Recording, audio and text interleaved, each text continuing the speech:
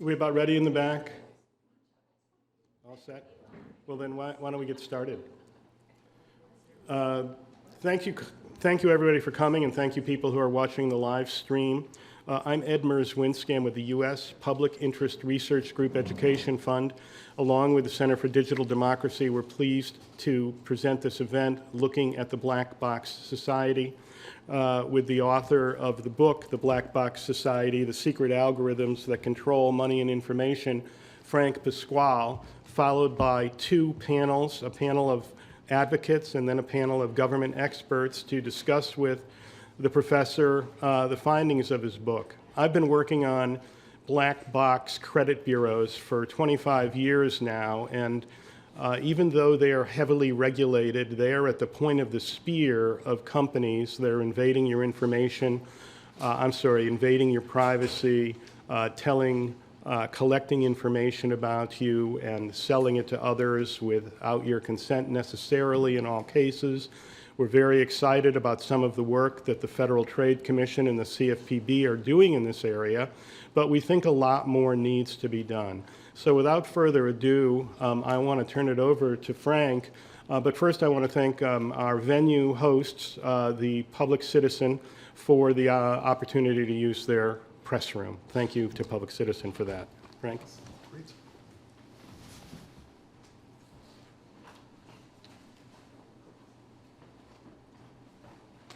Well, thank you so much, Ed. And it is a real pleasure to be here today. And I can't tell you enough how much I admire the work of PIRG, of Center for Digital Democracy, and of the advocates who are going to be on the panels later on today. They've really inspired me. And I think they should be inspiring a lot more academics and others and those in government to really look into the nature of big data decision-making in the future. And before I get into the bulk of my presentation, I just want to make sure everyone knows the stakes. And I think the stakes are high and clear, and they boil down to this: that if we live in a world where very important decisions about employment, credit, insurance, other vital economic factors are made by algorithms and data that are essentially black boxed, impermeable to inspection, either because of trade secrecy or because of real secrecy or just because they are hidden away, that is essentially an open invitation to regulatory arbitrage around nearly all the legal values that we hold dear, be they anti-discrimination, be they due process, be they basic fairness.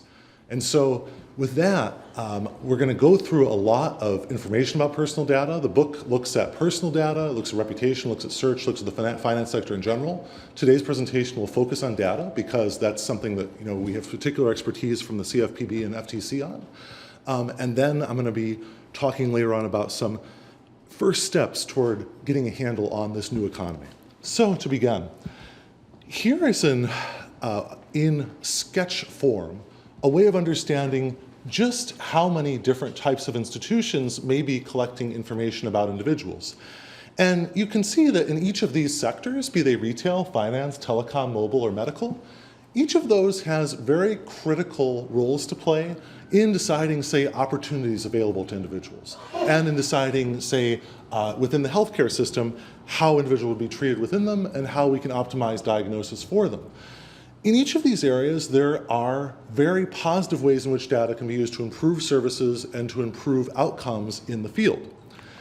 But as we move further, it's not data collection and data analysis and use that individuals might be able to sort of conceive of and think about on a human scale within any of the individual firms in that inner circle.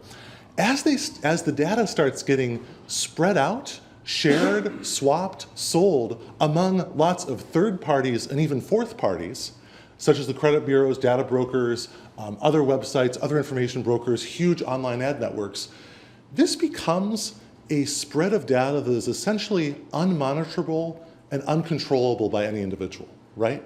We can't, and this is the problem, and I want to introduce the problem in this way because for so long, for decades, we've been thinking about the problem of data as a problem of people cautiously, carefully noticing and then giving consent or withholding consent to certain forms of data sharing.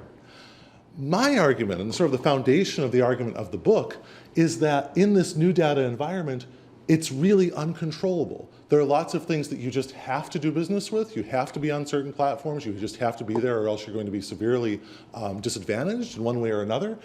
And moreover, this type of data flow is something that no human can keep track of. And just to give you one statistic that I think really validates that, we all have been familiar with the three major credit bureaus, where under FCRA we have rights of inspection, annotation, correction. According to a report by Bob Gellman and Pam Dixon, there are now at least 4,000 data brokers. So you could spend every day of the year going over 10 different records that are kept on you by, say, these different brokers, or at least checking if there's a record at those brokers. You could spend, a couple hours a day all year doing that. You'd still have about 300 left over, right? And that, I think, is a huge problem, right? It's a problem that's sort of gone beyond individual self-management. Now, one of the things that I think is most positive about what was happening in 2014 is that you had both in agencies, senators, private individuals finally grasping this. And there are critical reports that I think showed that recognition. One being the President's report on big data, seizing opportunities, preserving values, which I think was a very helpful overview of the new challenges raised by big data in the new economy. Another was a report by Pam Dixon and Gellman called the Scoring of America. And in that report, for example, one of many highly inflammatory, sensitive data gathering and scores that they revealed was one of a data broker that was selling what they called a rape sufferers list. Okay? So they were sort of keeping track of people who had been raped and selling those names to whoever might want those names.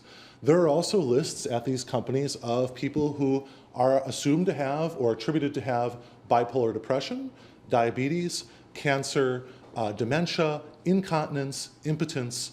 You name a medical condition that someone might feel sensitive about, these data brokers have a list that has people on that particular, with that particular condition. I think personally that we are within, say, a few years, perhaps certainly no more than a decade, where if things continue to be unregulated, you will be able to go to some data broker and simply give them someone's name, and they will be able to give you their best guess as to their medical conditions, and their best guess as to their income, their best guess as to their credit score, et cetera.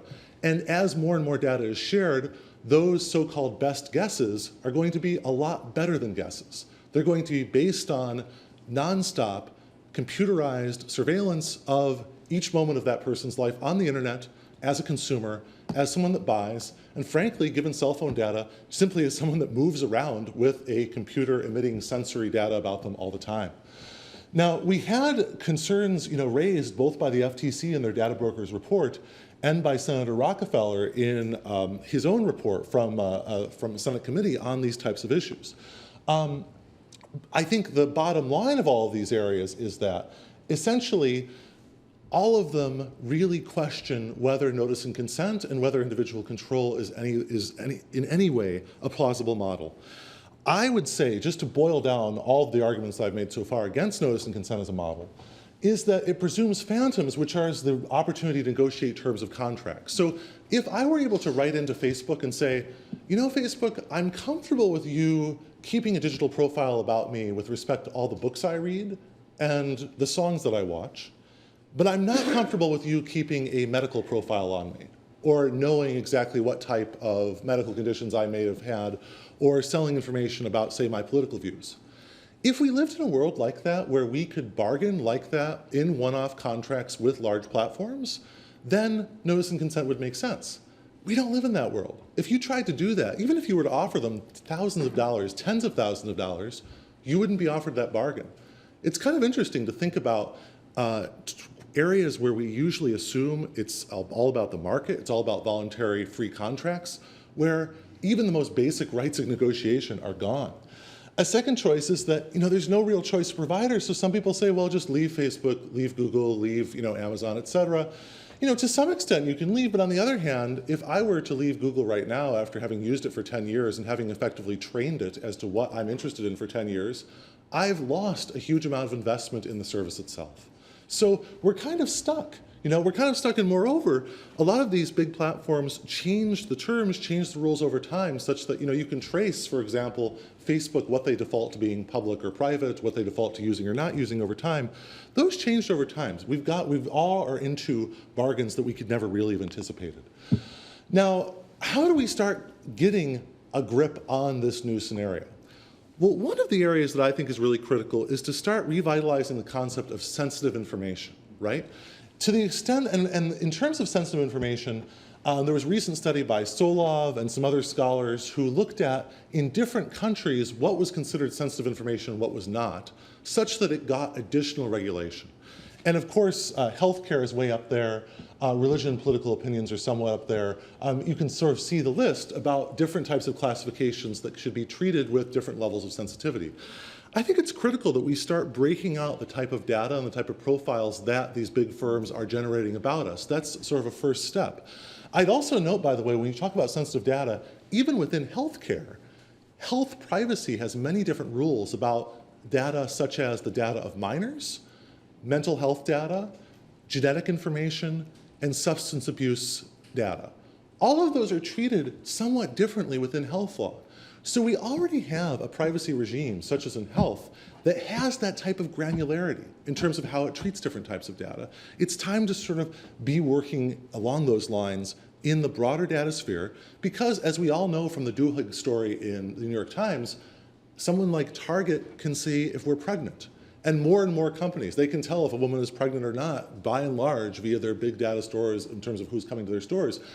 These types of health inferences are becoming more and more common. And I think that sort of a fundamental analytical tool that should be used here is that we have to start developing categories about, first of all, correcting data that's out there about us. I talk about in the book a woman who has been pegged by a data broker as having been a meth dealer. She never had such a charge, but it had huge ramifying consequences throughout her life. And because there was a centralized data broker that had that charge about her, it distributed that data to several smaller ones.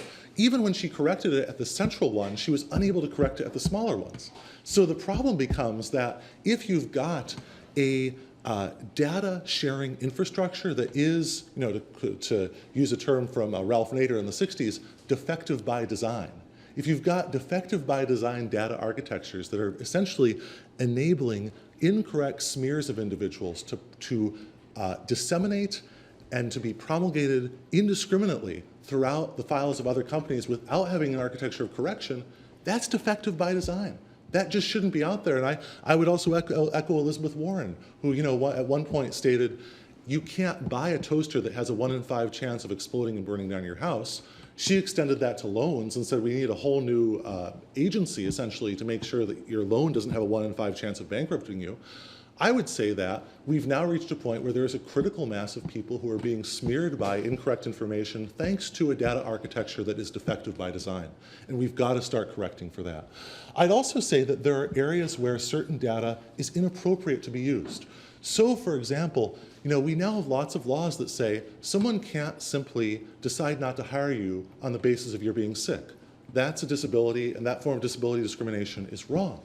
But we are so close to a world in which data brokers and data analysts can take a sort of 360-degree view of someone's data and can, within that data, heavily weight, say, information about that person's health status, then launder that information in a multivariate score, a score with it may have literally thousands of variables, and say, this is likely to be an expensive employee. This is likely to be an employee who will leave after 2 years. Now, if we live in a world where essentially that sort of health information can be laundered through big data algorithmic processes and ultimately end up in scoring that is going to be affecting critical decisions, that again is a way to sort of magically arbitrage around, or at least, it's not magic, to mathematically arbitrage around all manner of discrimination and other laws. And it's a very worrisome world that we're entering in. So we have to make sure that when scores are used, that they're not being based on sensitive data like health status, that they're not being based on sensitive data, even I would say, like political views, Okay? I think we're very close to a world, too, where people could be characterized as, quote unquote, radicals if they happen to deviate too far from, say, a Democratic or Republican perspective. If we have scores out that are based on this type of attribution, we have to be really sensitive about their use in an employment context. And I think following on lots of legal scholars, we have to demand that all of the data and all the algorithmic processes behind those are open to inspection by the people infected. If we don't have that world, we're essentially putting up a giant white flag that says, use these processes to get around any law you don't like to big business. Okay? Now, what are the stakes furthermore? Okay, you might say, well, that's a rather speculative problem, right? These sort of scores that are out there. Well, one example I would give from just last week is that China has decided to essentially score all of its citizens as a governmental matter. So I highly recommend looking into exactly how far that's gone, even from a governmental perspective. But from, say, a private industry perspective, we already have evidence that there are folks who, say, for clinical trial recruitment, can use data that is as disparate as whether someone has a big car or not, whether they have a big cable package, and whether they have children. If they know that, for example, the person has a big car, a large cable package, and no children, they will attribute to that person a much higher proclivity than the average citizen to be obese, okay? Now, and there are all sorts of stories you could come up with to justify this about, say, maybe they need a larger car, because they're a larger person, et cetera. But I don't really care about the post hoc rationalization. What I care about is that data, you may never give a second thought to the fact that your choice for a cable package could influence, say, a health characterization of you down the road. But it could, and it could be all doing that secretly. What I think, what we are on the verge of in that type of world is one where stigma, the type of stigma that social theorists like Irving Goffman and others have looked at and sort of explained the consequences of in so eloquent detail, that could affect people in so many parts of their lives and they'd never even know about it. I'd also say that some folks will say, well, we just need to allow people to buy help from industry to, say, repair their credit, or to repair how they look online in this new digital world. I've put up stills here from an ad from a company called creditreport.com, which I think is a subsidiary of one of the major credit bureaus, which essentially had a utility worker who said because he had a 580 credit score, creditors considered him lazy. But with the help of creditreport.com, he could reclaim his name, Stan, okay? And I highly recommend watching this and also watching the ad Lisa/unreliable Lisa, who's apparently unreliable because she has a 590 credit score. What we're seeing, I think, is you have a characterization by industry that this is just a game, and if you know how to play the game, you can essentially recover your name, et cetera. What I can tell you is doing the research for the book was one thing, and it documents so many examples where people can't really repair their reputation. But after I published it, I would say nearly every week I had a story from somebody who had a problem. I mean, people who took on major lawsuits to help others in what were clearly fraudulent practices, and then they lost at one stage of the case, and then they had one order against their name, and that wrecked their credit score for years. I mean, there's so many examples where even in the regulated, relatively transparent world of the three major credit bureaus generating FICO scores, there are huge problems. But we're now in a world where there are 4,000 of these entities that could be generating scores on people. So it's a really, really new, harsh problem, a huge problem, and we have to think about whole new ways of dealing with it. One thing to note is that this guy, poor Stan, was called lazy because of his credit score. All of us now are susceptible to having totally secretly attributed to us a fraud score, how likely we are to be frauds. A frailty score. So this is used, for example, in a health context, but it's not hard to see how it could escape from its native context and have some problems for people outside of that. Health scores. This is also used, there are extant data brokers that have actually been penalized by the FTC for generating these scores and not allowing people to understand their basis. Non-standard credit scores, say based on how many friends you have on Facebook, or whether you buy chrome thrusters for your car, bad credit sign, or whether you buy felt tips for the underside of your furniture, good credit sign. Okay? These are new scores that are out there. Youth delinquency scores and tenant scores. By the way, one tip to folks, if you want to keep your tenant score up, probably a good idea never to sue, scratch that, probably a good idea never even to challenge your landlord. right? So we have to also realize how all of these scores, they're not sort of symmetrical. It's not as if we live in a world where the tenants are rating the landlords and the landlords are rating the tenants in this totally fair symmetrical process.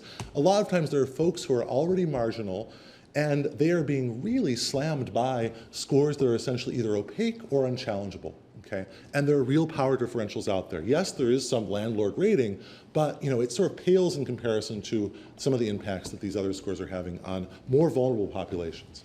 So one of the things that we often also hear here is that if there were any regulation of the flow of data, that this might violate the First Amendment. And this is sort of the First Amendment bugaboo.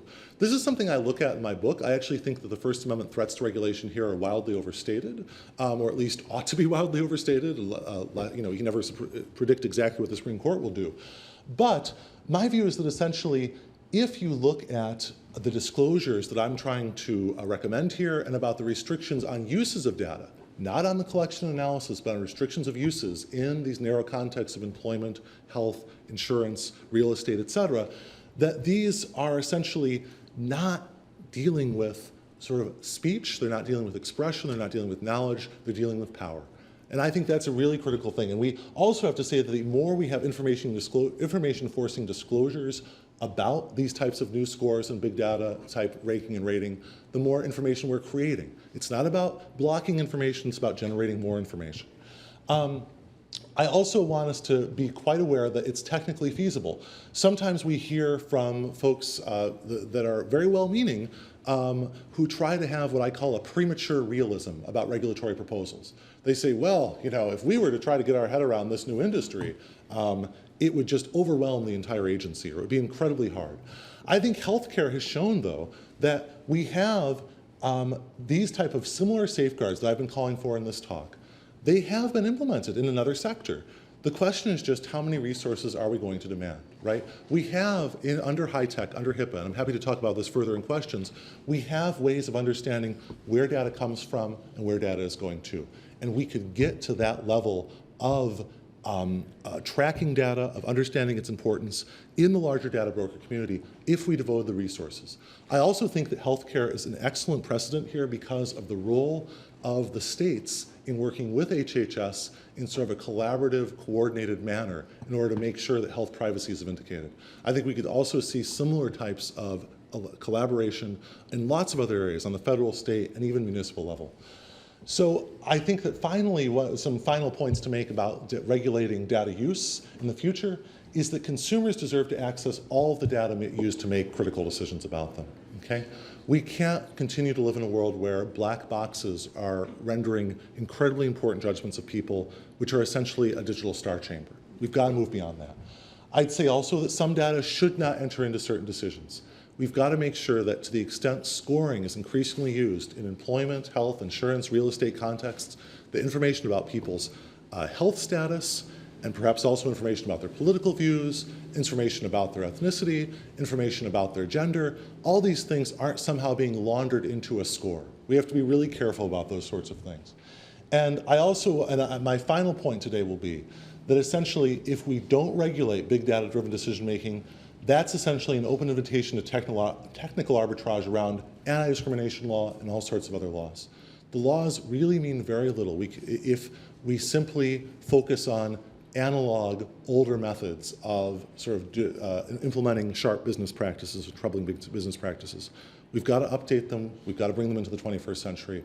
And I think that having a 21st century agenda for data, which is being pioneered by groups like Center for Digital Democracy, by groups like PIRG, by the activists we're going to hear from, and also being elaborated by scholars, I think that this effort is essentially critical to making sure that we don't have sort of a world of real space that is like the world of law and a world of online space that is essentially rendered lawless and uncontrollable.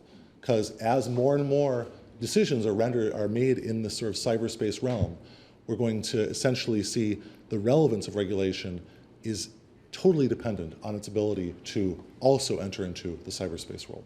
So with that, I thank you. Great. Thanks.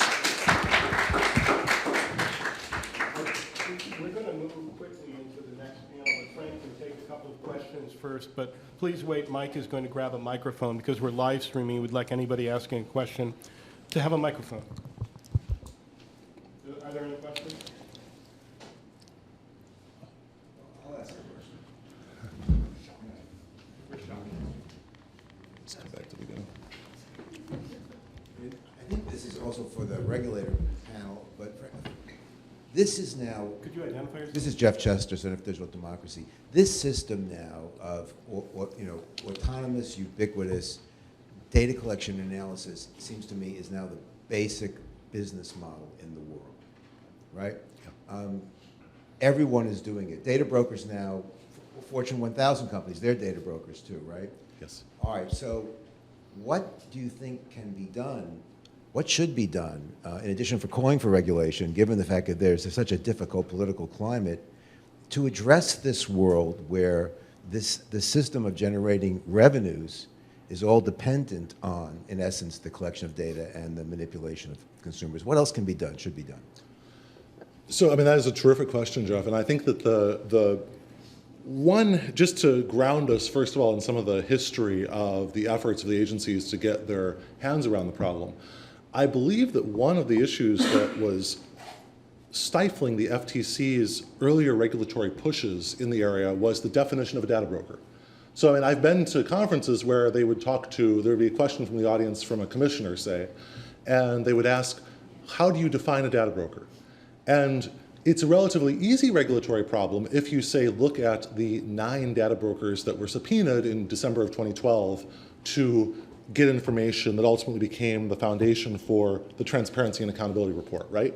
It is a much harder question when you start thinking about the role of data in, say, Google, Facebook, and not just those companies, Walmart, Target, et cetera. I think that one of the things that we have to start realizing, and this is also builds on my work with the Data Competition Institute, which I think is doing some really important jobs in competition policy here, is that there is the critical nature of data in business decision making has got to be understood. And folks have to understand throughout, I think, the regulatory and the academic community that there's this sort of centripetal pull whereby the more data you have, the more the data you have is worth. Okay? And that's really raises the stakes because you're going to have very big companies continually merging or sharing or swapping, selling data to get better and better profiles about both their suppliers and their customers, both ends of this spectrum. And the winners there are going to have incredible advantage over the losers. And I talk about winners not just in terms of they'll have a competitive advantage vis-a-vis their competitors, they'll have incredible advantage in terms of pricing power vis-a-vis suppliers, and in terms of finding what Nathan Newman calls pain points for consumers. They'll know so much about you, down to your income, down to your wealth, down to where you live, down to what you've bought in the past, that they can think of essentially the highest price to charge you such that you won't run fleeing to another place, right? And I think that when you think about the stakes being that high, then essentially what you've got to start doing is you have to start, first of all, saying, how do we redefine fair consumer practices in a world where there is such an information asymmetry? One of the first steps toward that is to start breaking down that asymmetry and giving people a right to say, inspect, correct, annotate, pull out, do things with their data that are at these companies. But another example, though, that I would say is to limit the sale, limit the transmission, and to force built into any sale or transmission of this data automatic functionality for correction, annotation, and inspection, such that, if someone is selling a profile about me and it's got fundamentally incorrect information about it, I don't have to worry about just correcting that information with that company. I also automatically, when I do it there, it gets corrected everywhere, right? But I think the other point of this has to be that we have to really start making sure that inappropriate data is not being laundered into these scores. And that's going to involve a lot more transparency from the decision makers using the scores. So the question of privacy, and this to get to I'm sorry for a long-winded response to this answer, but I think this is really the critical shift that we have to make, is that being a privacy advocate nowadays doesn't mean just thinking about the data at companies that we think usually of as threats to privacy. What it means, I think, even more importantly is, how do you create transparency about the use of that data so that you can find inappropriate uses, right? I mean, I'm sure everyone in this room would be outraged if you found out that there was a score that was out there being used by employers that essentially built into it some attribution of people's mental health status based on their social media updates or other things. And by the way, if mental health status can be attributed via these sorts of public traces of ourselves online. I mean, it's a matter of, this science has been developed. Look at Project Durkheim that is used by the VA. Look at all these other sort of projects that essentially use large-scale linguistic corpus analysis to attribute these very sensitive inferences about people. Sexual orientation, mental health status, drug use status, all these things can be attributed.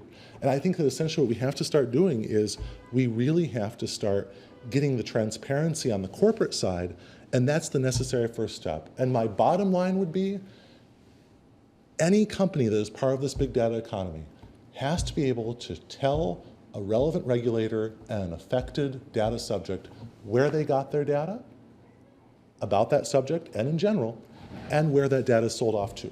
That can't be accepted as a trade secret anymore. And to the extent we accept that as a trade secret, we basically have to give up on regulating this entire economy. Great. We'll take one more question, and then is my mic on? Can people hear me? That after this question, Frank will be joining as a respondent to the second panel, so there will be an opportunity for more questions. Hi, I'm Scott Klinger with Center for Effective Government. Has the possibility of allowing consumers to sue people who are purveying incorrect information about them on the table at all? It seems to me like the current situation is that we have to be responsible for our data being correct rather than the company that's collecting it. And if we reverse that through giving people the right to sue for major damages like loss of job or missing out on a house or those kinds of things, that might turn the tide.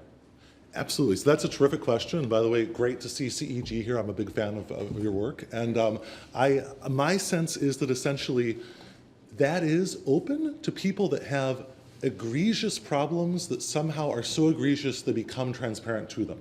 So, for example, when I mentioned the question of the person who is mistakenly attributed to being a meth dealer by one data broker, I mean, finally, some entity told her, look, the reason we're not giving you even credit to buy a dishwasher is because you've got meth dealer on this secret report that we've gotten about you. Okay, you know, and I think that's one way. But the problem that I think is more fundamental, that I think in a way is really vitiating the power of attorneys to sue here, is that a lot of this stuff is secret. So, you know, if you've got a secret attribution about you out there, a lot of employers now, they don't have to tell you why they didn't hire you. They don't even have to tell you why they fired you. You know, a lot of insurers, they don't have to tell you like why they're charging you so much, you know, in many of these contexts. And I think that is that's why I think that the paradox now of current privacy law is that in order to protect individuals' privacy and their integrity, reputational integrity, and ensure fair data practices, we have to get a lot more openness and a lot less corporate privacy about the use of data in these scenarios. But yes, there are people like Joel Winston. I know some attorneys that actually have developed practices in the area, and they're doing good work. But it's just hard for a lot of them to even know the scope and extent of the problem. The other issue, too, by the way, is that the way that U.S. courts calculate damages in these cases is extremely restricted, right? It's really hard to get damages. Whereas you see in Europe, you have a much more, I think, fair-minded and realistic assessment of damages that I think we recently came up with a case involving Google in England. And so I think the European precedent is something that is perhaps ideally going to get legislated by states, or perhaps, you know, by some forward-thinking states. That would really help. The only worry I have, though, in terms of state regulation is we have to really watch out for misuses of or expansions of the Dormant Commerce Clause, because you're seeing all over the place when a state tries to sort of do something that I think is a relatively creative solution in these areas, then you get pushback, constitutional level pushback that says, oh no, that creates an incoherent or inconsistent regulatory regime, and that's going to be problematic. So that's something that is like, I think, on the longer term horizon. But I think in general, yeah, that's a really important, making sure people understand more of what's going wrong and getting at real remedies. That's going to be the key. So, yeah, thanks. Great. If there are no other questions, I think we're going to maybe get this big projector out of the way, get rid of this, and have the second panel come up. If you want to grab coffee, right across the hall from the back door, there's coffee and water, both caffeinated and decaffeinated. And the restrooms, if you go out and take a left, they're kind of through the first door straight ahead. But we're going to start in less than 5, or pretty much 5 minutes. We'll take a short break.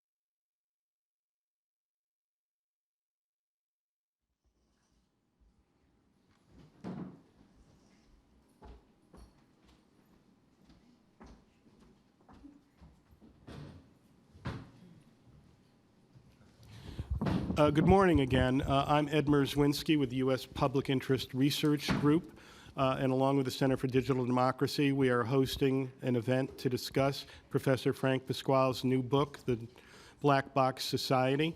Now that the professor has given his opening presentation, we will have a panel of advocates until about 11 o'clock, and then the professor as a respondent to the advocates on the issues that they bring up. And then following that, at 11 o'clock, we're going to have speakers from the Consumer Financial Protection Bureau and the Federal Trade Commission, the government agencies that have the most to do with these issues that we're talking about today. So it's a great privilege to bring a couple of consumer advocates who are members of Americans for Financial Reform, an organization that US PIRG is also a member of and that works on a lot of financial reform issues, to speak on issues related to the topics in the Black Box Society. Our first speaker is going to be Sarah Ludwig, a founder and co-director of the New Economy Project, New York City, formerly known as NEDAP, and she's going to talk about an important campaign in New York City recently on eliminating one black box use of financial information, or at least severely narrowing it.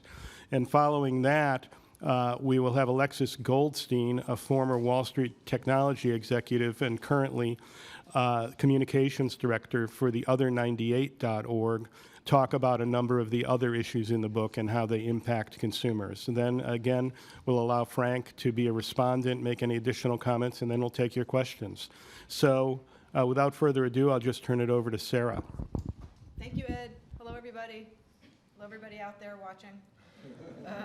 So I'm from an organization called New Economy Project, which is based in New York City.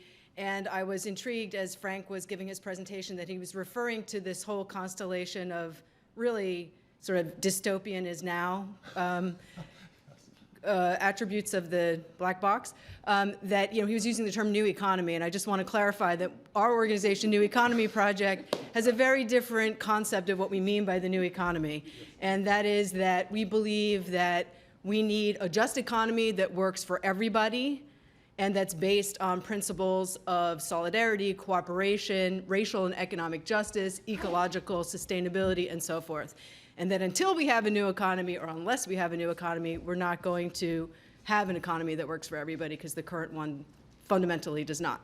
So just want to clarify that the new economy means many things to many people, and we have our own definition, and we imbue the term with a very different vision from the one that Frank writes about and charted out. Ed asked me to come and talk to you today about a recent campaign that we're just sort of happily winding down in New York City. And for the past 3 years, we have been fighting to get a law passed in New York City that would ban the use of credit checks in the employment context. Does that sound like a good idea, given what we've heard? Yeah. Bravo. Well, you're clapping at just the very concept of it, but we should also clap because on May 6th, less than a week ago, Mayor de Blasio signed a bill into law, and it's the strongest such bill in the country, or law in the country. I'm so used to saying bill. It's the strongest such law in the country that actually makes it a violation of our human rights law. It makes it employment discrimination, a discriminatory practice to check somebody's credit in the employment context. And so I'm offering kind of a different angle on these broad issues, from thinking about the kind of abstraction of the legal sense, and Frank charted out saying, it would be problematic if we had one world or one space, I think you called it, that's legal, and another which is cyberspace or the internet. And I would say there's a whole other realm, which is our material lives, sort of how we exist socially, economically, politically, and so forth. So that's the sphere that I'm hoping to inject a little bit into our conversation. So we started thinking about these issues. The organization where I work is 20 years old, and for many years we were really focused on how Wall Street, the big banks, and other financial services providers, how what they did actually affected entire neighborhoods, the implications of financial practices for place, for community, and how it certain harmful financial practices actually perpetuated inequality, perpetuated poverty, perpetuated segregation. And so in the mid-2000s, where we had already for more than a decade been fighting against predatory mortgage lending practices, fighting against a kind of what we had seen as the emergence of a two-tiered system of financial services, one system. I don't know, it's the same system, right? It's not two different systems. You can think of it in different ways. It's the same system, one strain, one stratum, serving whiter, more affluent neighborhoods, and a whole other shelf of financial services that targeted and continues to target poorer and communities of color. So we have this separate unequal system, and as we saw this emerging, and again had been working for more than a decade on predatory mortgage lending, which was overwhelmingly concentrated in communities of color, as were the foreclosures, and then, this is before the meltdown, before the crash.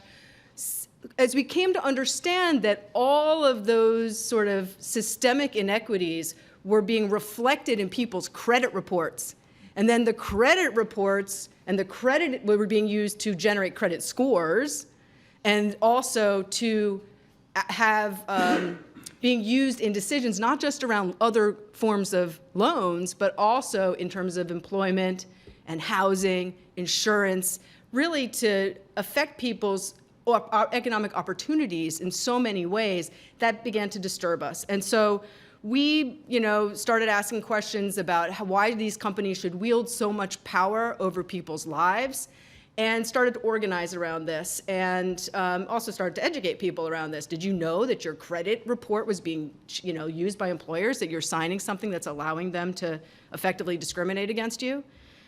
And so I would say that our analysis very much aligns with what Frank describes in his book, which is that the and a lot of people were surprised by this, kind of these algorithms that get used, there's numbers, there's calculations, there's figures, there's scores.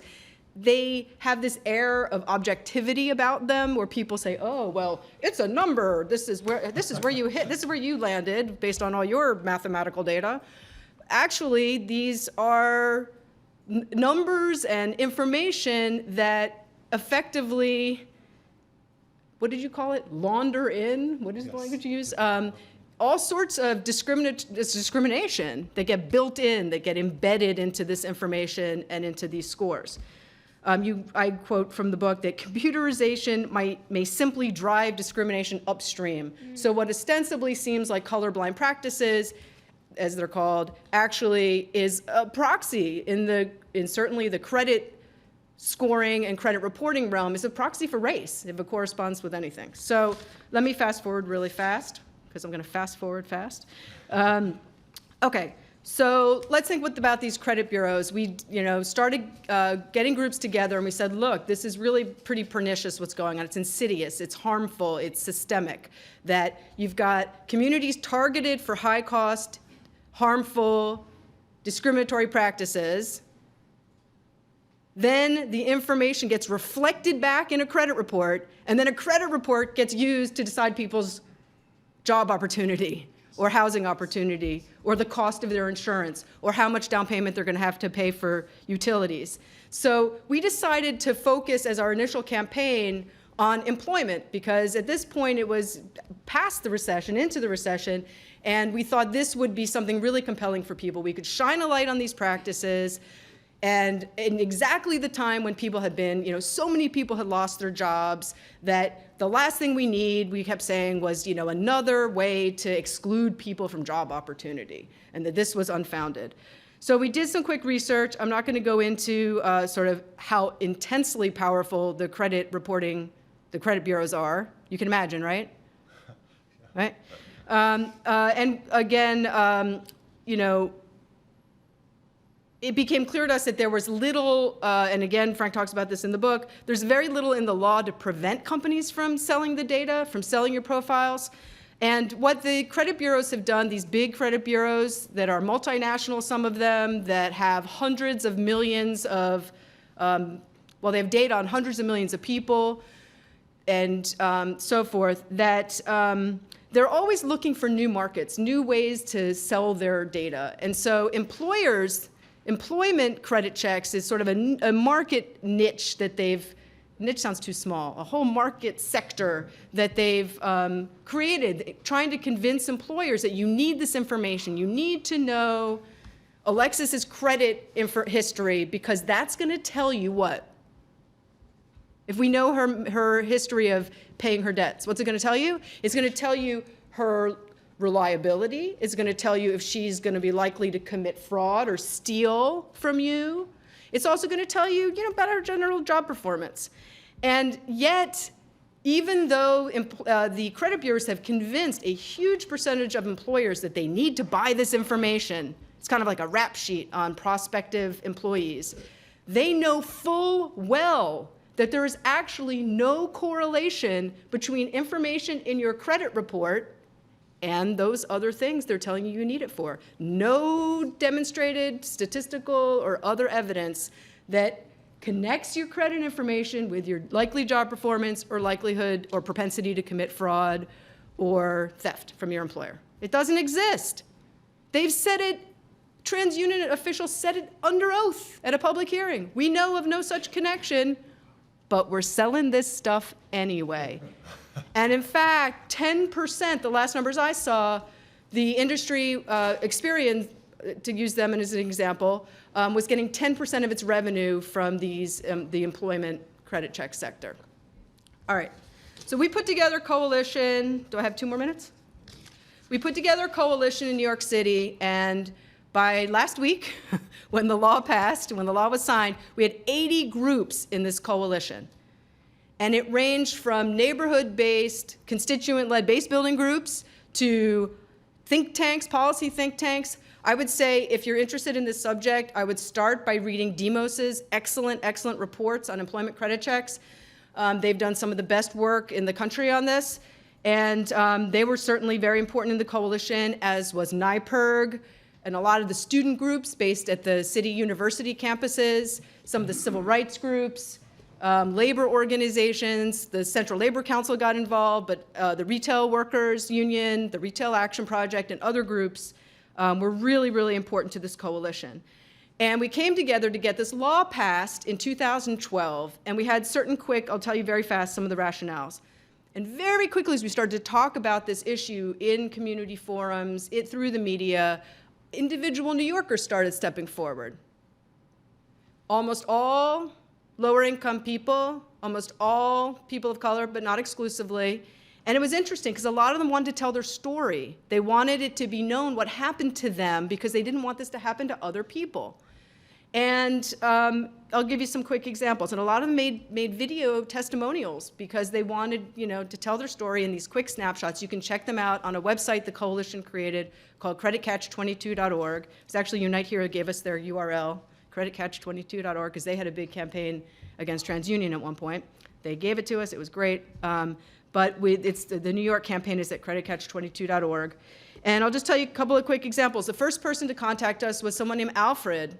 And he had been denied employment because he had been wiped out financially by uninsured medical expenses, and had to file for bankruptcy, had a great track record as actually a shoe salesman, and couldn't get work. And he couldn't understand what was going on, and eventually someone said, hey, you know what, it's that bankruptcy on your credit report.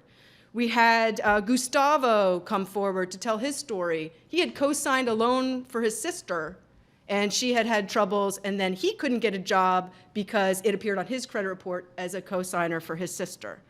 We had Lisa, who went to one of the most notorious, horrible for-profit trade schools that had actually been closed down by the government, had this loan cloud hovering over her where, the loans were basically the whole reason that the school induced her to enroll in the first place, and she couldn't get a job.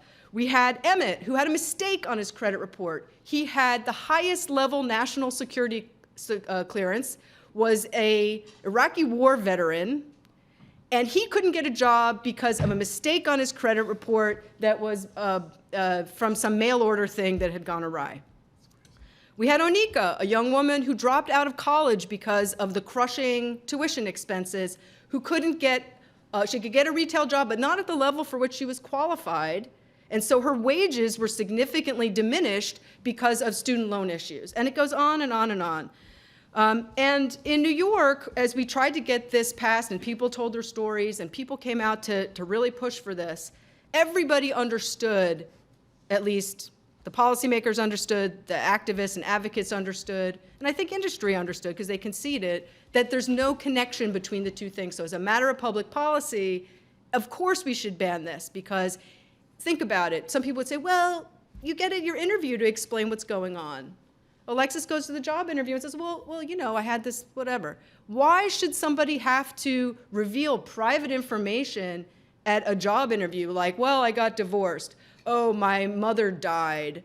You know, there are a lot of, some of the groups that got involved work with domestic violence survivors. Why should you have to talk about, you know, how your ex-husband stole your, you know, social security number and did all this identity theft? It goes on and on and on and on. So there's huge privacy issues. So it's not just about race discrimination, although that's huge. But also there's the errors in the credit reports. We for years were citing US PIRG study about 79% of credit reports having some error in them. Huh? 79, that means like most of us in the room. 25% have an error so material that it could affect us in the purchasing of credit. I'm finishing up. And so, you know, there's the errors, there's lots of different studies out there, there's many that you could cite. But there's also this asymmetry that you were hearing about from Frank, which is that the credit reporting agencies have all, or the credit bureaus have all the power. If you try to deal with an error in your credit report, anyone try to do that? Yeah. It is a maddening nightmare. It's extremely difficult, and the burden's on all of us to fix mistakes that these private corporations are making because it's their business model to assemble massive amounts of data and sell it and not really worry about the mistakes. So the big issue in the New York City campaign was that about carve-outs. Most states and other jurisdictions that have laws that ban employment credit checks have exemptions that eat their laws alive because they get swallowed up by the exemptions. You can't check someone's credit unless you have a bona fide purpose. You can't check someone's credit unless it's the financial services sector. Right? You can't check someone's credit unless you want to. No, I'm being facetious. But that's the gist. So we wanted to make sure our law was really airtight. I can talk about the carve-outs that we ended up with if anybody has any questions about them. The last thing I'll say is that there's a whole category of people, and I would say this is what's even more insidious than what you've already heard, is that you have to engage in this system to pass a credit check by an employer. Now, they're banned in New York City in less than 120 days now, but where it's permitted. Because if you have no credit history, that's also been grounds for people not getting jobs. And a young man named Ramon got denied a job at Goldman Sachs in the IT department because he had never taken out a loan. And the CFPB just last week put out a big report about how a huge strain of people in this country don't have any credit history. Largely, and if you're a Black or Latino person, the chances are even greater that you don't have any credit history. So it's really enmeshed, this idea that you have to engage in the system in order to avail yourself of basic opportunity.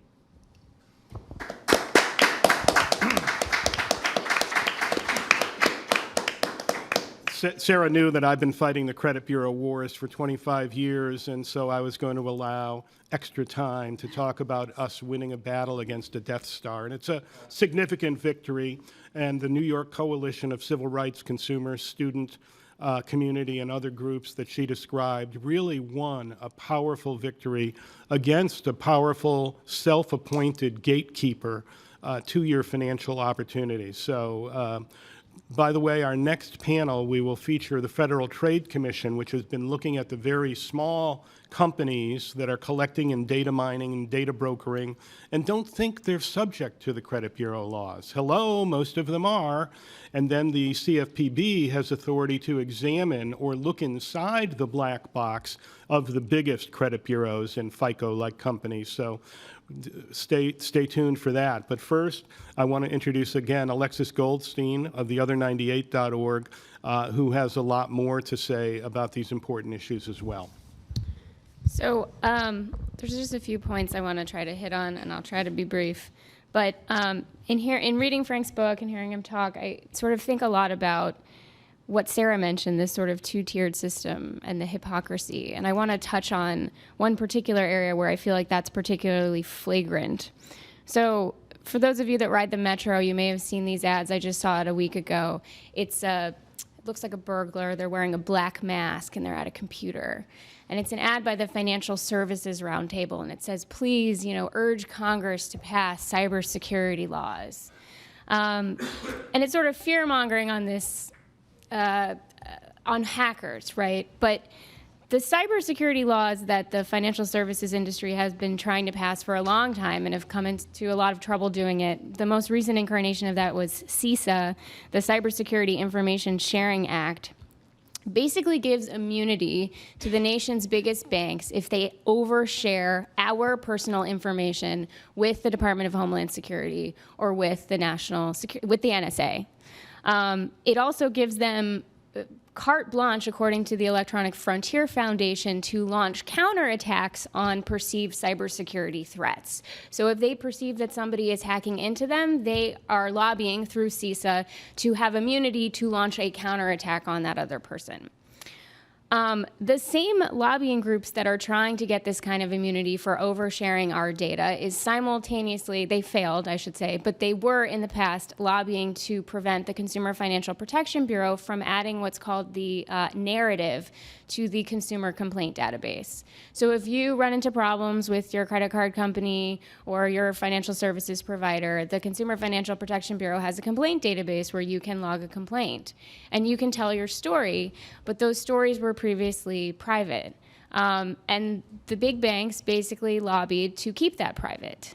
They set up a whole website called CFPB Rumors to try to say that this was like a government Yelp that was just going to allow people to slander the banks and make up stories about how that they were screwed over. Now, the good news is that they lost and that this will be a reality soon. You can submit complaints now and tick a box. You have to opt in to share your story. And I believe in a few months or sort of later this year, we'll be able to start to read them. But this is kind of some of this sort of two-tiered system, the hypocrisy that we see over and over again. I am going to protect my information. You cannot see my internal algorithms. You don't know what I'm doing with your data, but the minute you want to talk about me and share information about your experience working with me as a bank, no, that's not allowed. I also kind of want to hit on some of the points that Sarah mentioned about just how predatory some of this data collection can be. Some of you may be familiar, last week a horribly predatory for-profit school filed for bankruptcy, Corinthian Colleges.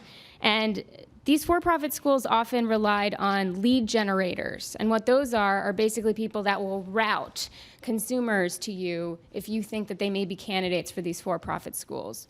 So one of the creditors of Corinthian was this group called Neutron Interactive. And what Neutron Interactive and another group called Ed Soup would do is set up these sort of fake websites that look like they're going to try to help you get food stamps, or they look like they're going to try to help you get Medicaid and walk you through that process. And you fill out a form and you put in your phone number, and 5 minutes later your phone rings and it's a recruiter from a for-profit college. And so they're basically very deliberately targeting people that are poor and trying to get help. And then they sell them this, dream of education, and then that leads to some of the things that Sarah was talking about. Like you mentioned, one of the people that came forward to tell their story, they go to these for-profit schools, they take out so much debt. A lot of times the debt is made fraudulently. We've talked to a lot of students. I'm part of a group called the Debt Collective that's been fighting for debt cancellation for Corinthian students. They had loans taken out without their name, without their knowledge, and they didn't even know about it. So then their credit gets ruined, and then they can't get a job.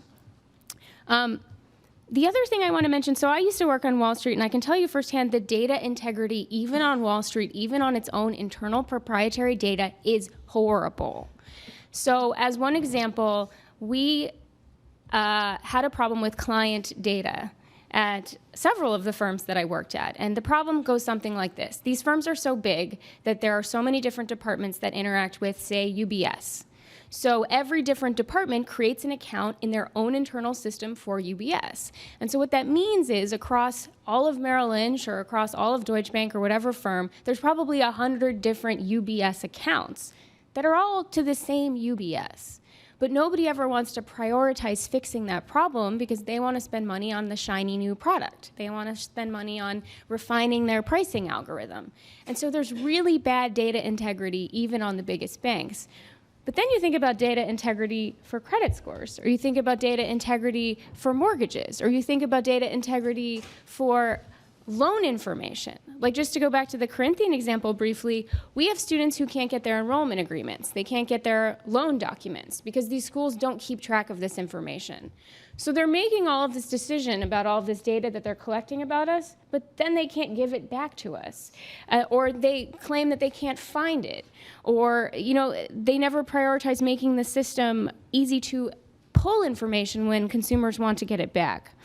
And I just want to mention briefly, there's a group called Strike Debt that put together a whole book, basically, all about how to do things like contest your credit score, write letters, try to make sure that you have the right information, and neat app at the time, but the New Economy Project had a lot of resources that was very helpful in writing it. But I just want to shout out the URL. It's strikedebt.org/DROM. We call it the DROM, but it's the Debt Resistors Operations Manual. But there's just a whole chapter about here's how you can test things that are wrong in your credit score. And it's a really long chapter because it's a really confusing process. And we have, letters and things that people can write. But the other thing that this reminds me of is just the sort of regulatory arbitrage that Frank talked about, that is the sort of real risk of all of this, is that if we don't see into these black boxes, we don't know what's there, and we don't know how companies are going to use that to arbitrage the existing regulations. And this doesn't speak specifically to your point, but it made me think of the way that concentration of power on Wall Street also speaks to transparency issues when we just talk about things like over-the-counter trading versus market trading. So this is another hypocrisy thing. Wall Street has fought for years against exchange trading. They want to keep trades over the counter, which just means it's a deal between me and Sarah, since you picked on me in your section, and a piece of paper, right? No market, it doesn't post to any market. We don't know the trade occurred, and we have no knowledge of the volume of trades that are happening each day between me and Sarah and this piece of paper, and we're trading swaps, or we're trading whatever. And this benefits them greatly, because then when advocates like us try to lobby and say, listen, we should really have more regulations on over-the-counter derivatives, the regulators say, well, give us some data. And we say, well, we can't give you data because it's not public. It's not on an exchange. And the only people who have the data are the banks. And of course, they will write all manner of white papers about their data, but it's this very one-sided conversation. So there's been some efforts to bring some transparency to this over-the-counter market. The CFTC has this thing called a swaps execution facility, but the banks are fighting it tooth and nail.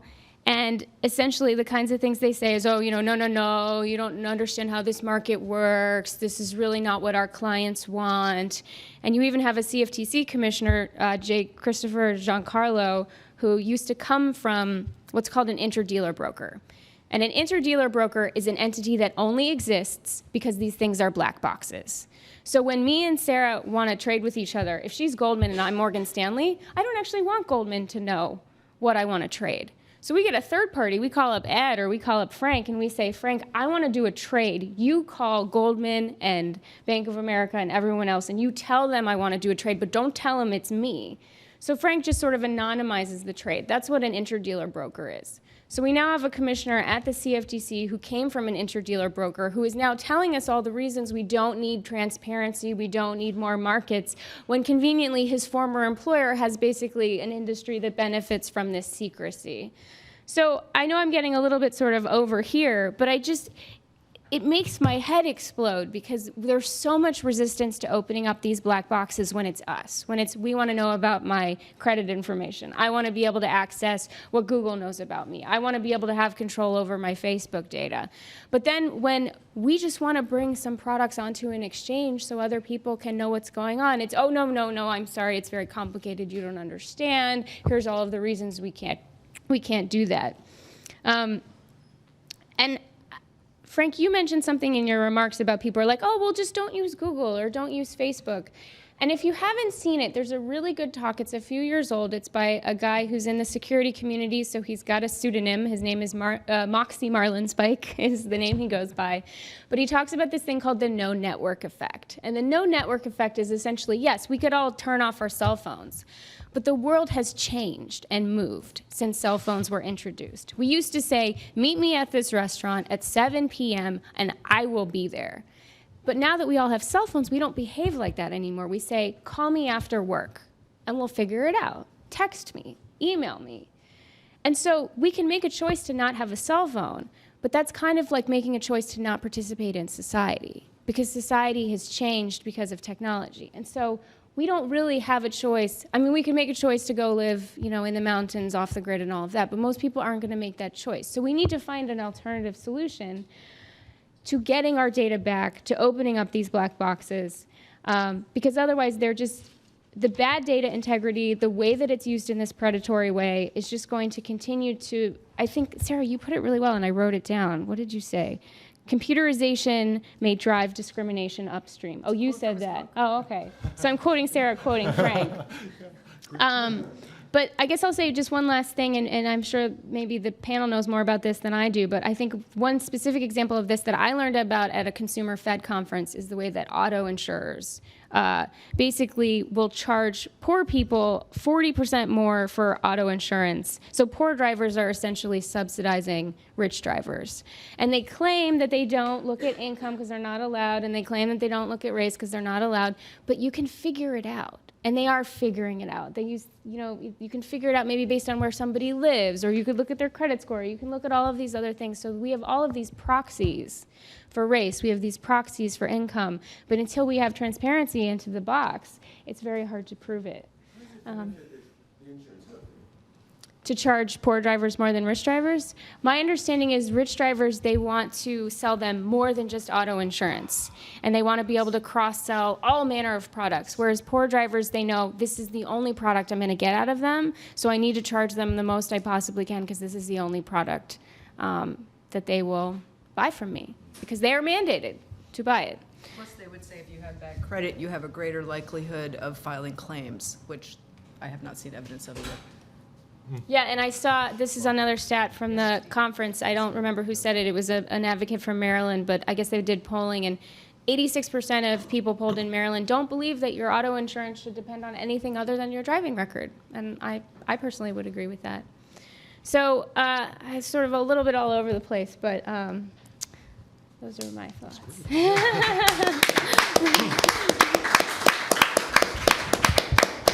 I think that was great, and before I ask Frank to respond, the Consumer Federation of America is the group that did the auto insurance studies that Alexis is referring to. You can find their work at consumerfed.org. Frank, do you have any questions for the other panelists or any comments? I'll be quick, and it's hard for me to express just how much I appreciate both the work that Sarah and Alexis have done. I mean, just incredible work to make our economy more equitable, and also it was a great honor to have their read of the book. And I just wanted to reinforce 2 points that they had made, and that there's so many that I could reinforce. But one is that in terms of, I think the core of Sarah's insight in terms of the importance of keeping these credit checks from keeping people from getting jobs was that you don't want people to get in a downward spiral, right? And we have to we can't be living in a society where one mistake, sometimes something that's not even your fault, can lead to an avalanche, a spiral of negative consequences. What's so interesting too is that what Sarah's presentation shows, I think, is the importance of actually talking to the people who are affected. If you take the time machine back about 10 years, when a lot of these things were just on the horizon, there's actually a University of Chicago legal scholar who wrote a few articles stating that the more big data that employers and others had about people, the less racial discrimination there would be. The rationale of the sort of ivory tower theory was that essentially employers who had some sort of racial bias, if they could disabuse themselves, if they could see that the person actually had good credit, then they'd say, oh, they're reliable, that'll overcome their bias, right? But what I started pointing out as of 2007, and what the activists and the community advocates knew much better viscerally and through their own interactions, was that never is the data simply given. Never is data simply a perfect reflection of how people act in the world, of their character, of their morals, of their judgments. it's always embedded in existing systems. So for example, if racial discrimination in the past led to people, to minorities having, say, 10 to 15% interest rates, well, of course, a group that has 10 to 15% interest rates is going to default at a higher rate than people that, say, have lower interest rates. And so built into the supposedly objective neutral data about defaults is the extant history of racial discrimination. And to get to the theoretical core of my book about its critique of data, so much of what's going on and the promises of the big data economy are that math and quantification can take us out of history and can lead to this sort of brave new world, not your new economy, but a brave new world of sort of objectivity, when in fact always the history is there. Always we have to be keeping track of that.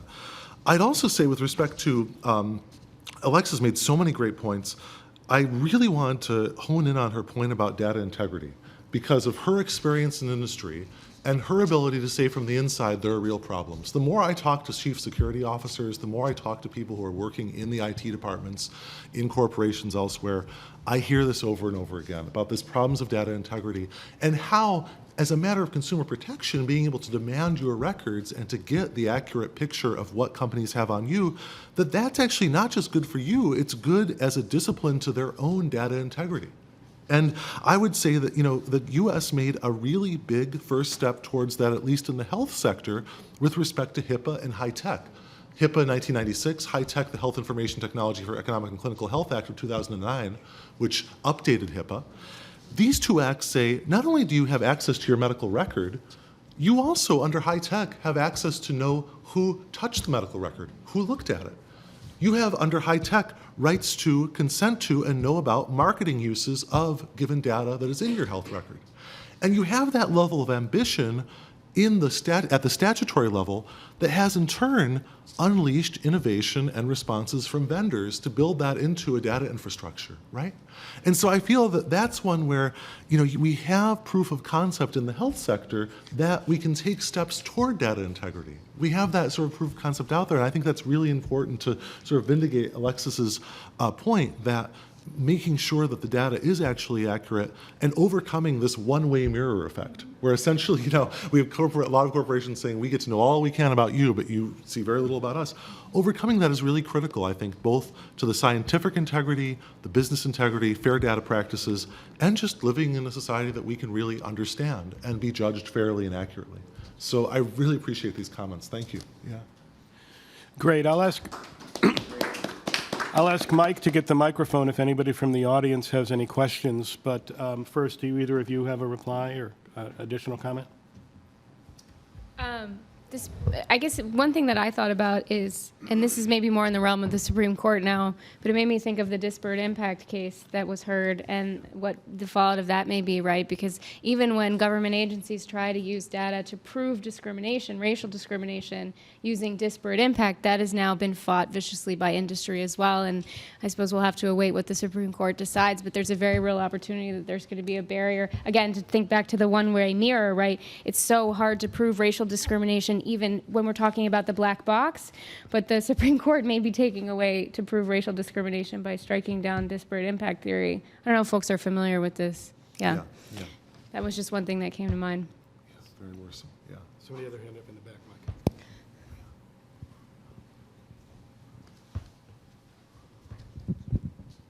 Hi, I'm Sarah Parker from the Center for Financial Services Innovation. And so it'd be helpful if you could pinpoint where the main issue is, because we've talked about a lot of problems in the system. Is the problem the credit score model, and that, people are just a 550 and that might be accurate, that might not be accurate? And there's been a lot of initiatives recently to try and bring in alternative sources of data so that you're not just a 550, but there's more data about you that can actually give a fuller picture of your risk, which is what a credit score is ultimately supposed to give. Is that a good use of data? Is that still concerning use of data? Or is the issue that the credit score is being used for things way far afield from financial services like medicine or medical care or housing?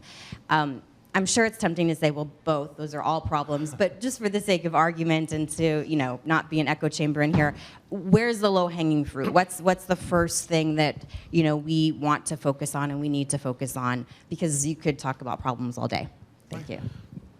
I actually have I'll just to take a first stab at it, which is I have a New York Times editorial from October where I tried to talk about initial steps toward making this system more transparent to consumers. So my concern is in part the escape of credit reports and credit scores outside their native their native environment in finance to these other fields.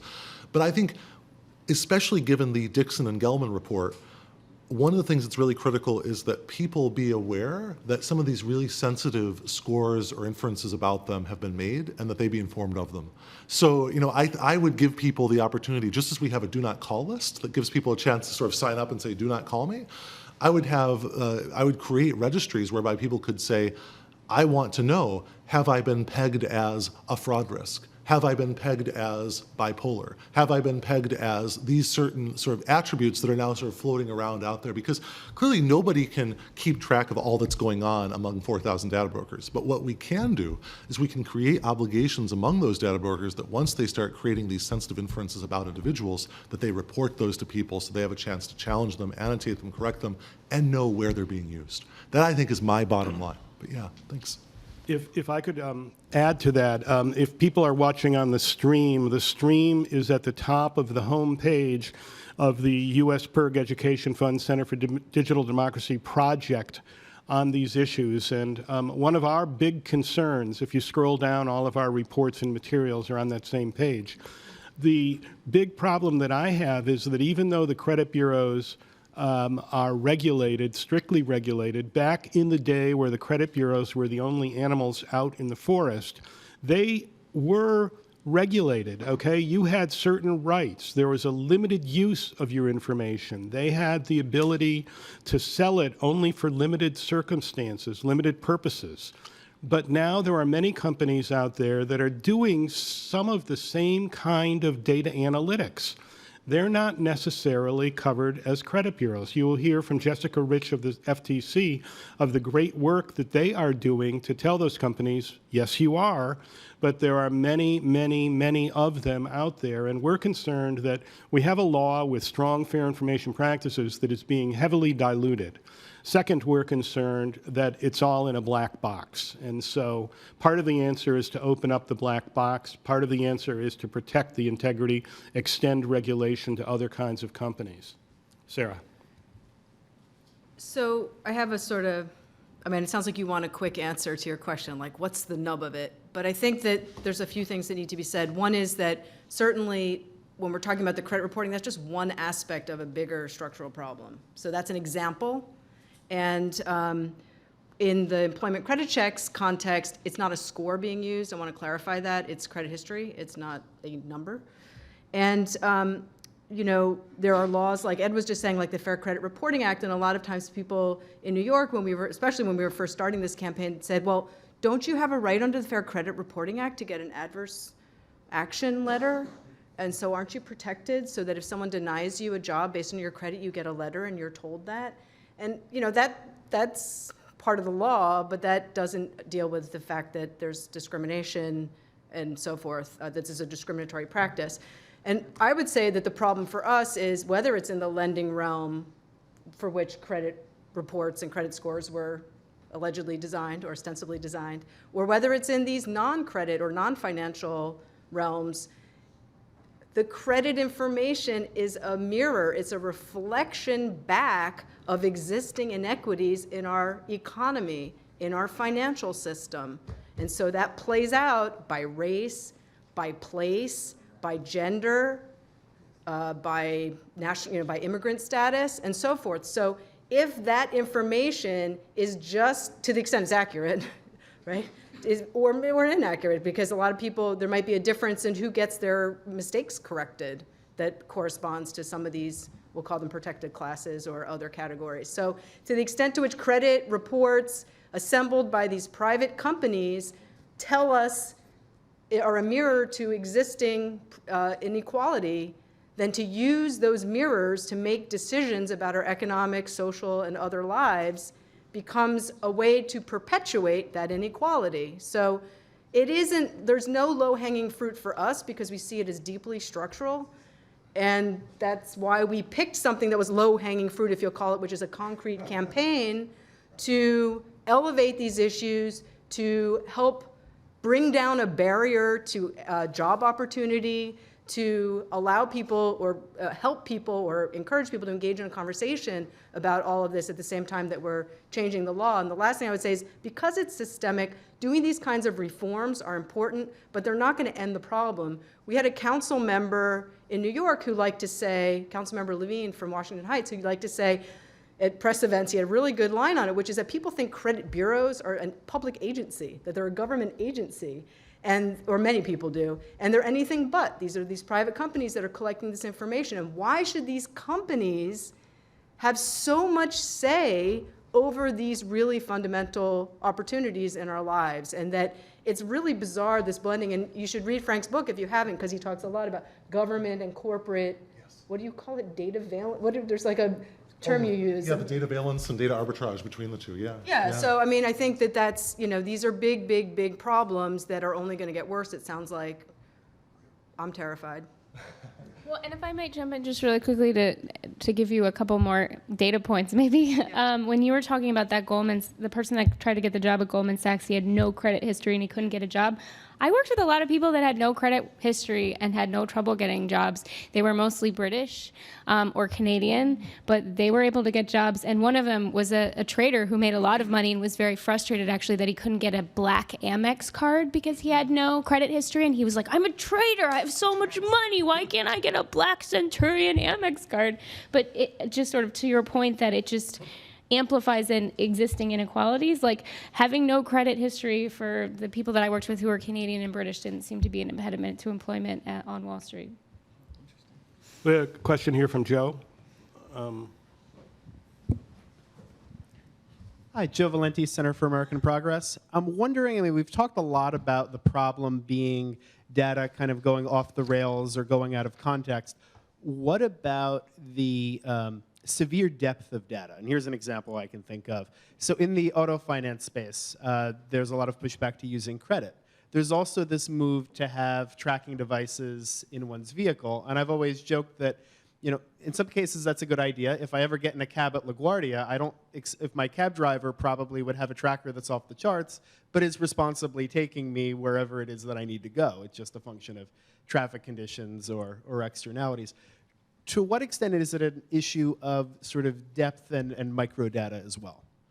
Well, I have two responses to that. It's a wonderful question. And I think that one is, if we want to talk about concrete legislative responses to the Internet of Things. So for example, there are insurance companies that will say, as part of the bargain, we will give you a discounted rate if you allow us to put this event data recorder in your car at all times. I believe that in Scott Peppett's most recent article, and I can email this to you, he documented at least 4 states that restricted the ability of insurers to impose such invasive tracking technology. I think Virginia was one of them. And I think that is an area where we've got to be able to think beyond, say, the standard, static, somewhat stagnant economic models of a fair arm's length transaction to consider what I think is reflected in that legislation, which is the power dynamics that are generated when, say, one industry can keep track of you at all times and build that into the business model. I also helped organize a panel at Patient Privacy Rights on wellness programs with exactly the same concern about the Fitbit, because now you don't have to worry about just your car having that on you. You could have a Fitbit on you, and it's only a matter of time before you see credit models based on, say, how many steps you walked per day or something, right? There's so many ways in which big data could be used. The other example that I would give is that there are now starter interrupt devices that can be part of these subprime lending arrangements. And I wrote a piece with Jathan Sadowski back in the fall about these things. You can just search for Pasquale and Sadowski for our piece, where we again worried about that, because now the rumor was that essentially someone had the starter interrupt device go off while they were on the freeway. That has not been validated yet, but nevertheless, it's still also we should be very suspicious of bargains where people are essentially allowing themselves to be sort of cut off remotely in this way, or at least there should be a lot of rules with respect to how that's implemented. I also just wanted to say one other point about, I've used a lot of examples from the health sector, and some people might say, well, health data is particularly sensitive. I think that, if you look at Peppet and Paul Ohm's project called the Discriminatory Inferences Project that they're now working on, there's evidence that a lot of people that are really the biggest boosters of big data say that everything predicts everything. For example, the way you drive predicts your credit score, and your credit score might predict your health in part, and your health might predict in part some other aspects about you. By its very nature, the way in which big data is being boosted for industry is inherently breaking down sectorial barriers between different types of data. So we can't allow industry to say, at one hand, as shareholders, we've got these big data methods whereby we're going to be able to tell people's finances from their health and their health from their finances and their residential history from something else. We can't allow them to say simultaneously that and then to also say, oh, well, you should just do sectoral regulation of different forms of data, right? They can't be speaking out of both sides of their mouth. They've got to either say the big data doesn't work, or if the big data does work the way that they're saying it works, that calls for a total rethink of sectoral privacy regulation. Thanks. I want to thank the panel, and we're going to go right into our next panel. Jeff Chester is going to moderate the panel, and we are joined by Peggy Toohey of the CFPB and Jessica Rich of the Federal Trade Commission, and Jeff will give them more formal introductions. In this bag.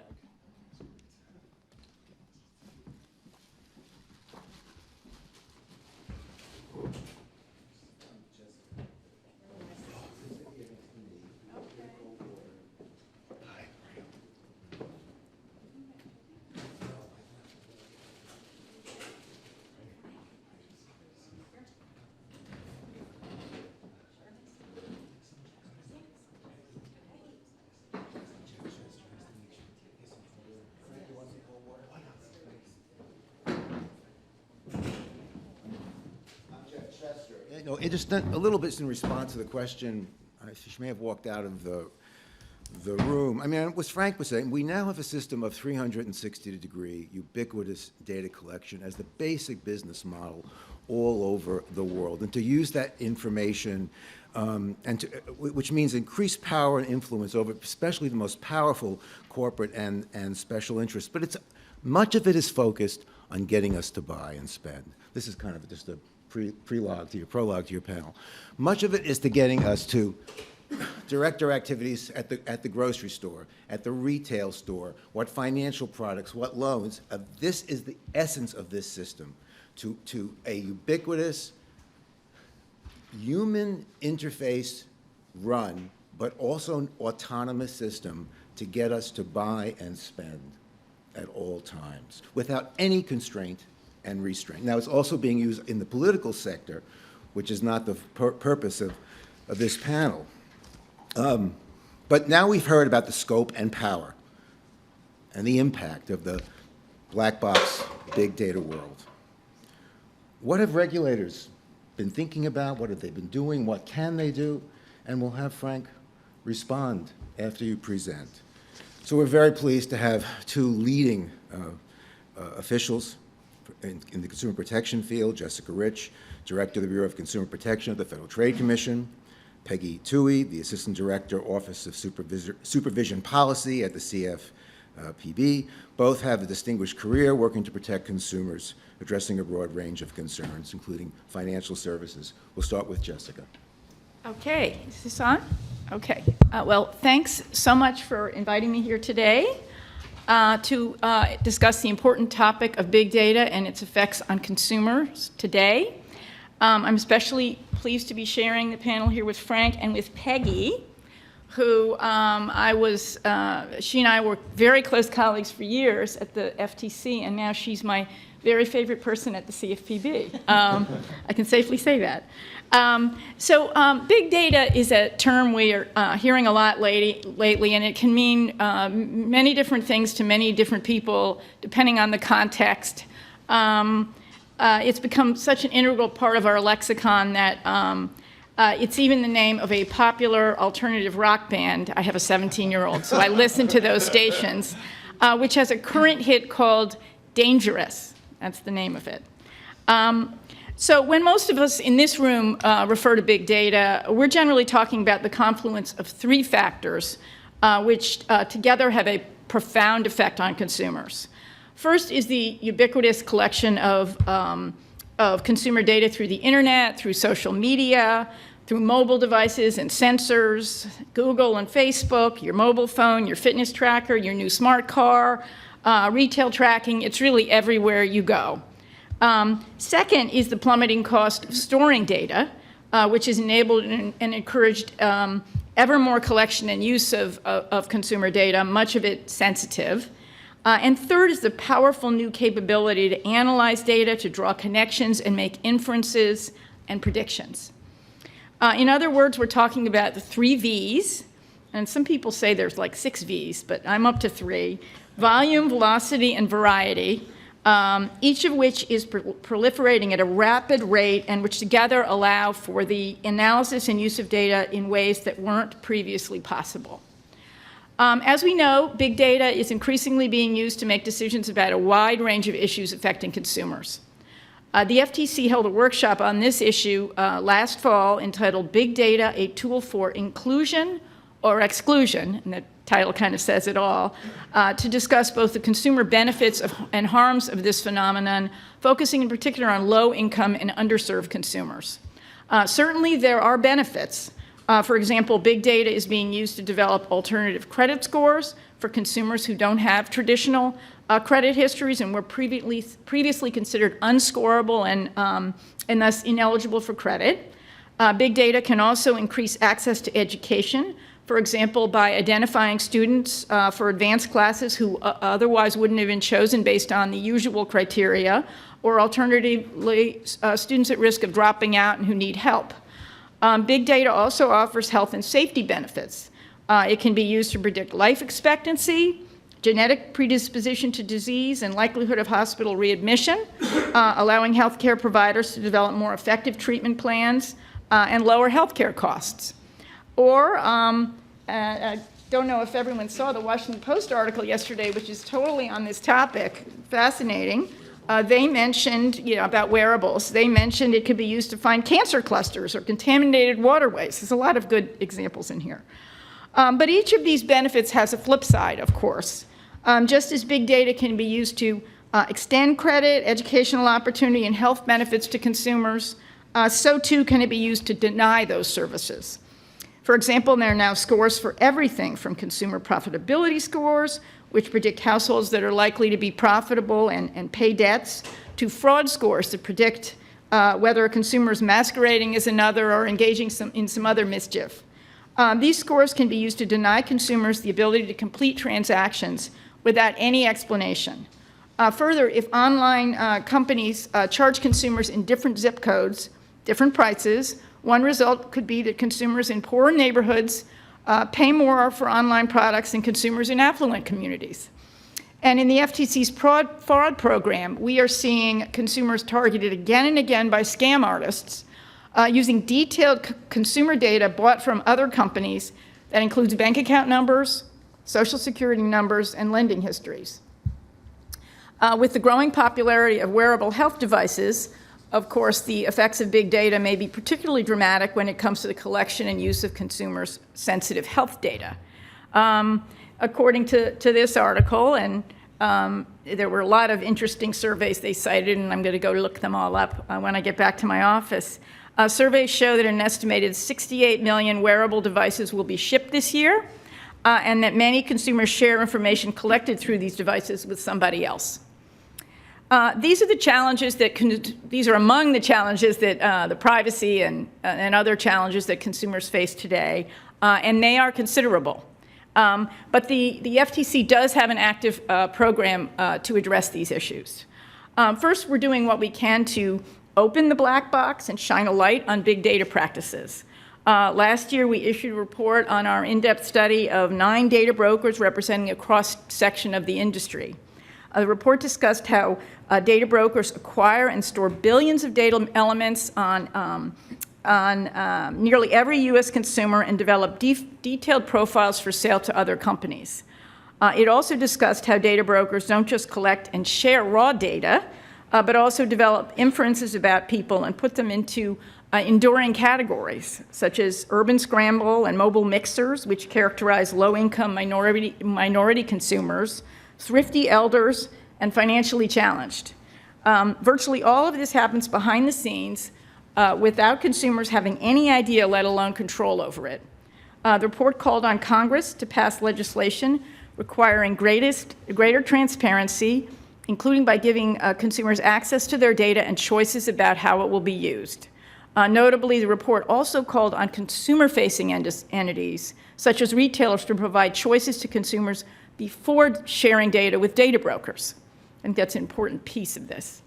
Also, as I mentioned, we held our big data workshop last fall to examine the other side of the transaction, which is whether and how the use of big data is benefiting consumers or excluding them from full opportunities in the marketplace. We intend to release a report on that workshop later this year. Second, the FTC is enforcing the laws currently on the books that address uses of big data that harm consumers. One of the big messages we want to send to businesses and the public is that there are indeed laws, current laws that apply here, and they need to be followed. These include the Fair Credit Reporting Act, which was just discussed, the Equal Credit Opportunity Act, which I believe was also discussed, and the FTC Act's ban on unfair or deceptive practices.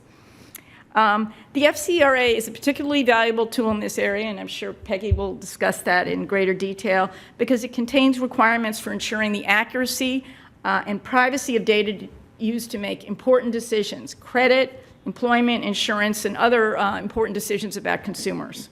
Enforcing this law has been and continues to be a priority at the FTC. To date, we've brought over 100 FCRA cases, and we've obtained $30 million in civil penalties. It's one of those laws where we can obtain civil penalties for privacy. And we're increasingly bringing cases against non-traditional consumer reporting agencies. Ed mentioned this. Often data brokers that sell data for FCRA-covered activities without complying with the law. For example, we recently entered into consent decrees with InfoTrack and Instant Checkmate, data brokers that sell detailed background checks to employers and landlords for use in deciding whether to provide consumers with jobs and housing. Our complaints allege that these companies failed to ensure that the data was accurate, or that the purchaser had a permissible purpose to buy it as required by the Fair Credit Reporting Act. The orders include civil penalty judgments of $1 million for InfoTrack and over $500,000 for Instant Checkmate. Similarly, our cases last year against Telecheck and Certegy involved data brokers that sold consumer data to companies deciding whether to accept checks from consumers in stores. As you know, consumers that write checks in stores are often elderly, illustrating the importance of the FCRA for protecting certain consumer groups. The companies each paid $3.5 million penalties for those cases. Even those companies that purport to comply with the law need watching. A few years ago, we brought a case alleging that Equifax sold pre-screened lists of consumers who were late on their mortgage payments, these are credit reports, to another company that then sold this information to companies that used it to pitch fraudulent debt relief services to consumers in financial distress. Similarly, we took action against a company called Teletrack, a consumer reported agency serving the subprime marketplace, for selling its consumer report information directly to marketers, including lists of consumers who had applied for payday loans. We now know that these types of lists are a big source of the phantom debt fraud that we are seeing throughout the marketplace, and it's a growing problem. The FCRA also covers those who purchase and use consumer report information. If a company buys this information from a consumer reporting agency and uses it to make decisions about consumers' employment, credit, insurance, or housing, and certain other benefits, the FCRA applies. This means that companies must, among other things, provide consumers with adverse action notices, you would mention those, that weren't provided, if they decide to deny those benefits to consumers. Similarly, companies also must now provide risk-based pricing notices if they use consumer reports to provide credit to consumers on less favorable terms than other consumers. Last year, for example, we brought an action against Time Warner Cable and obtained almost $2 million in penalties because the company used credit reports to decide whether to require consumers to pay a deposit on their cable bill, but failed to provide these consumers with risk-based pricing notices. In addition to the FCRA, there's also the Equal Credit Opportunity Act and the FTC Act. The ECOA prohibits discrimination in credit based on protected characteristics such as race, color, gender, and age. So if a company makes credit decisions about individuals based on big data, it could violate the ECOA if the decision leads to disparate treatment or disparate impact on those individuals. This is very complex, and you're right, it's being reviewed by the Supreme Court, disparate impact, and there's a lot more to the analysis, and Peggy could do a much better job with the ECOA than I could, but I wanted to highlight the applicability of this law to the black box. And of course, the FTC Act, which is our core statute, is a highly valuable law here. It prohibits unfair, deceptive practices across most of commerce, and the FTC has used it in many contexts to protect consumers at financial risk. One key area of concern that I really care about is the increasing ability of scam artists to purchase detailed information about consumers and use it to perpetrate fraud. For example, as I mentioned, we've seen a lot of these phantom debt schemes in recent years in which companies contact consumers who may have applied for a payday loan in the past or even just visited a payday loan site and demanded payments of debts that didn't exist or aren't owed to that company. They've been paid off. Typically, these consumers already face financial challenges as evidenced by their interest in payday loans. And one of my goals this year is to step up our targeting of the companies that sell this data, that are the source of this data for scam artists. A recent case against data broker Leap Lab is one example, and we're still in litigation with this company. It's similar to the Equifax and Teletrack cases, but alleges more broadly that the sale of data to scam artists could violate the FTC Act. Our complaint alleged that Leap Lab bought the payday loan applications of financially strapped consumers, which included their bank account information and social security numbers, and the fact that they had applied for payday loans, and then sold them to companies whom it knew had no legitimate need for it. These buyers included phony internet merchants that used the information to withdraw millions of dollars from consumers' accounts. We charged that Leap Lab's sale of this data to scam artists and others with no legitimate need for it is an unfair practice under the FTC Act. There's much more to discuss on this topic, obviously, and I'm sure I've taken more than my time already. And I hope we'll be able to expand on the issues as Frank asks us questions and tries to stump us. But just to plant some seeds, I'm well aware that the laws I mentioned have significant gaps, and they're far from a perfect fit for today's marketplace. Notably, most people think wearables and health devices are covered by HIPAA, but they're not. They are, however, covered by the FTC Act, generally. And as to the FCRA, it's not always clear where marketing ends and eligibility determinations begin. And the law doesn't apply to businesses that use their own in-house data and analytics to make decisions about their customers or employees. And also, it could be particularly challenging to address biases that are introduced in the research that forms the basis of the big data that everyone is using. In addition, the ECOA is limited to credit decisions, so it's a good law, but it's limited. However, I think we can make some real progress by educating businesses and the public about what the existing laws do require. I do think that's low-hanging fruit in that there seems to be a lack of awareness of that, just to use your term. There's huge benefit to enforcing these laws vigorously, and also just generally raising public awareness about what's in the black box. At the FTC, we intend to do these things and push forward on these things using all the tools at our disposal. Thank you. Thank you, Jessica. Peggy? Good morning. Excuse me. Good morning, everyone. It's a pleasure to be here. Thank you for inviting the new kid on the block, the Consumer Financial Protection Bureau, to join in this panel. As Jessica mentioned, she and I worked together closely for many years at the Federal Trade Commission, so it's great to have Jessica take the lead. in this panel.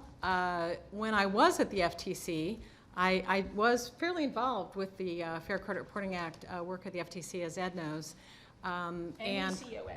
And the ECOA, right? And one of the comments earlier about some consumers thinking credit bureaus were actually part of the government reminded me of, at one point in time, I was out on the international speaking circuit talking about our Fair Credit Reporting Act, our credit reporting regulation to those in developing countries who were just getting their credit economy going and just trying to figure out how to regulate some of their new information gathering that they were doing. I was in Beijing at a conference, and it was the second day before we realized that the Chinese in the audience, the Chinese government officials, thought that the lobbyist for the credit bureaus, who was there representing CDIA, thought that we worked together, the Federal Trade Commission and CDIA. We had to explain, no, they were the private sector in the United States. Let me talk a little bit about, as the new kid on the block, the role of the Consumer Financial Protection Bureau. We are just getting going as a federal agency. We are just a couple years old and just starting to use our tools. But I can tell you already that consumer reporting and the authorities we do have to look at the collection and use of data are already among the top priorities of the Bureau, and I'll talk about that a little bit. So what are the tools we have at the CFPB? Well, we do have a compliance role, the compliance through both supervision and enforcement, and I'll talk about a little bit about the difference between those. And that is primarily through the Fair Credit Reporting Act or the ECOA. And in addition, we have Unfair and Deceptive Acts and Practices Authority, as well as Abusive Authority under our organic statute, Title 10 of the Dodd-Frank Act. So we have a compliance role. We also have a research role, and I'll talk about some of the studies and data points, we call them, that have been issued to date. In addition, we have a role for consumer education and awareness, and I agree with Jessica that I think there's a lot of work to be done there, and a lot of educating about all kinds of things in this area that could benefit consumers. We have rule writing and regulatory authorities, but we also have the ability to, based on what we see, use the bully pulpit to just encourage developments and better practices. One example of that was Director Cordray. This was a priority for him to call on the top credit card companies to actually make credit scores more available to consumers, the credit scores they were getting and pulling, and to make those on a voluntary basis available. And we've seen some good progress there. So let me go back to our role in compliance. With respect to the Fair Credit Reporting Act, obviously this group's already talked a lot about how consumer reporting systems are a major source that impacts consumers' lives in all kinds of ways, and it's already been touched on the basic principles established by the Fair Credit Reporting Act, so I won't talk about that, but do just want to note that it's interesting to me sometimes when I think about how old the Fair Credit Reporting Act is. It was enacted, I believe, in 1970. And it's basically the way the FCRA works is, say what you will about the disadvantages of the FCRA or things that could use improvement, it is flexible in that it applies to whatever information is used or expected to be used about consumers. So what that means is as there's non-traditional or other data sources coming in to data systems that are being used in this way that impact consumers and credit, employment, insurance, and other decisions being made about them in the marketplace, the FCRA attaches.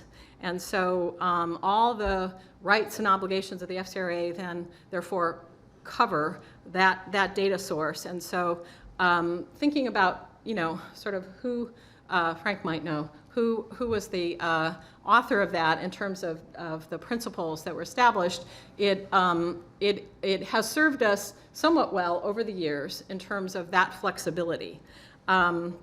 So I just wanted to note that, because I think that's significant. And that is not the case, as I learned on my international trips, for some of the other countries that do have public registries. They actually have government, sometimes it'd be the equivalent of the Federal Reserve, actually running their credit bureaus. And they have very prescriptive and rigid information coming in that's allowed to come in and be used. And so as we think about these issues, I just want to put that out there as sort of a different way that some countries are approaching this. For consideration in terms of, if we think about the disadvantages of our market approach, the marketplace determines what information is used and the FCRA attaches, at least I for one would think there could be disadvantages from a different approach as well. But back to the CFPB and what we do with this compliance obligation that we have. So as I mentioned, we have supervisory and enforcement authority we have supervisory authority over the largest consumer reporting agency participants in the marketplace. We had to define those by rule. We have jurisdiction over many bank and non-bank furnishers to the consumer reporting agency systems, and we have enforcement authority to ensure compliance with the FCRA. And as I said, supervision of the consumer reporting marketplace has been a priority from the beginning of the Bureau's life. The very first larger participant rule that we promulgated was to establish supervisory authority over consumer reporting agencies. And let me say just a little bit about what that means. So unlike enforcement, where it's sending subpoenas, often difficult, not always, Jessica, but sometimes difficult to get information and more adversarial in its nature. Supervision is a process where examination teams can ask for information from the entity, usually when you have a cooperative entity, in fairly short order, get that information, send in examination teams to, in real time, look at information, ask questions of the officials, and study the practices and make evaluations about whether they're in compliance. This is the kind of authority that has been used for banks for decades and decades, and not just to look at their safety and soundness, which is for obvious reasons. We need that kind of tool to make sure the banks are safe and sound, but also for their compliance obligations. So that had been going on in the banking industry for years and years and years. And if you think about it, though, this extremely large and impactful industry had grown up, the consumer reporting industry, that has such an impact on consumers, with no agency until the CFPB being able to use this type of tool, supervision, to go in and look behind the curtain again in a more real-time basis and understand the full extent of the practices and ensure better compliance through this tool, which can lead to enforcement, but not always. And so we established that authority to do that supervisory work, but at the same time, we have authority over the largest banks in the country, their affiliates and service providers, as well as many, many non-bank entities that feed into the system. So the mortgage servicers, right now the bank auto servicers, soon to be expanded to the non-bank auto servicers, student loan servicers, debt collectors. So all, to the extent that it's one ecosystem, or that it matters that all players in the system are contributing and complying with the law in terms of accurate information and investigating disputes. One advantage we have in terms of our jurisdictional reach is to look at many parts of it, and indeed we have done that. We issue a report called Supervisory Highlights, which I think is also precedent-setting in that even though supervision is behind the scenes, non-public, unless there's an enforcement action that results from the supervisory work, we issue every few months or so a report where we report out on what we've found in our supervisory work. And one of the reports we've issued talked about how we found deficiencies in the compliance management systems of consumer reporting agencies. Well, what does that mean? We expect all our supervised entities to have in place systems, compliance management systems, so that they make sure they're complying with the law. We expect them to have sufficient board and management oversight. We expect them to have a compliance monitoring program with training, with complaint monitoring, with monitoring their own compliance activities and self-correcting wherever they find problems, as well as an audit function that they go in and look and test for themselves. So it's very important to us that all the entities that we supervise have a strong compliance management system. And we've reported out that we did not find that in some of the consumer reporting agencies that we've looked at so far. So we've directed them to take a number of measures to improve their compliance management system. We also found that they didn't have adequate oversight of their third-party service providers.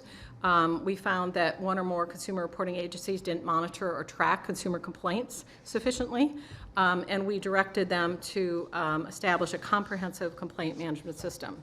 So that's one area that we've looked at. Accuracy has been a key focus for us in our work. That's the accuracy of the information received by the consumer reporting agencies from lenders, how the consumer reporting companies assemble and maintain that information on their own, and the processes that govern error resolution when consumers identify or dispute inaccuracies in their reports. In addition to the work we're doing through our exam teams, we've published, or we've made public the fact that we will be requiring the major consumer reporting companies to provide regularly provide what we're calling accuracy reports to the Bureau as part of this overall supervisory monitoring function. So what does that mean? Well, we're asking for some basic information about things like, what are the furnishers with the most overall disputes? We want to know that. We want to know the industries with the most disputes. We want to know which furnishers have particularly high dispute rates relative to their peers. So there's some basic data that we will be collecting as part of our supervisory function, and looking at that, and obviously the consumer reporting agencies need to look at that as well. We've had a number of findings also in our supervisory work having to do with inadequacies in dispute processing and resolution. We've made it a very high priority for just about every kind of exam, whether it's mortgage servicing or debt collection or student loan servicing, to look as part of those exams on the furnishing obligations of those entities, and have found many issues there. I think it's safe to say, as a general matter, that has not been a compliance focus to date. And this is across bank and non-banks as well. In some areas in general, this is speaking very generally, we found, perhaps no surprise, more compliance management system issues in non-banks than banks, because the non-banks we supervise had not been supervised before. But when it comes to furnishing, we've found it in both depository and non-depository institutions as not really something they focused on before. So again, we're looking at the whole system, trying to press on all parts of it and making sure everyone involved in the system is doing their job. And then finally, we've also looked at compliance with adverse action notice requirements that Jessica mentioned, both the Fair Credit Reporting Act notice requirements as well as the Equal Credit Opportunity Act requirements, and especially to the extent there's the adverse action reasons under the ECOA driven by a scoring model that give consumers some information about what's driving the reason for the adverse action. So that's supervision. And then we've also had a number of enforcement actions that have had all or part have had to do with Fair Credit Reporting Act compliance.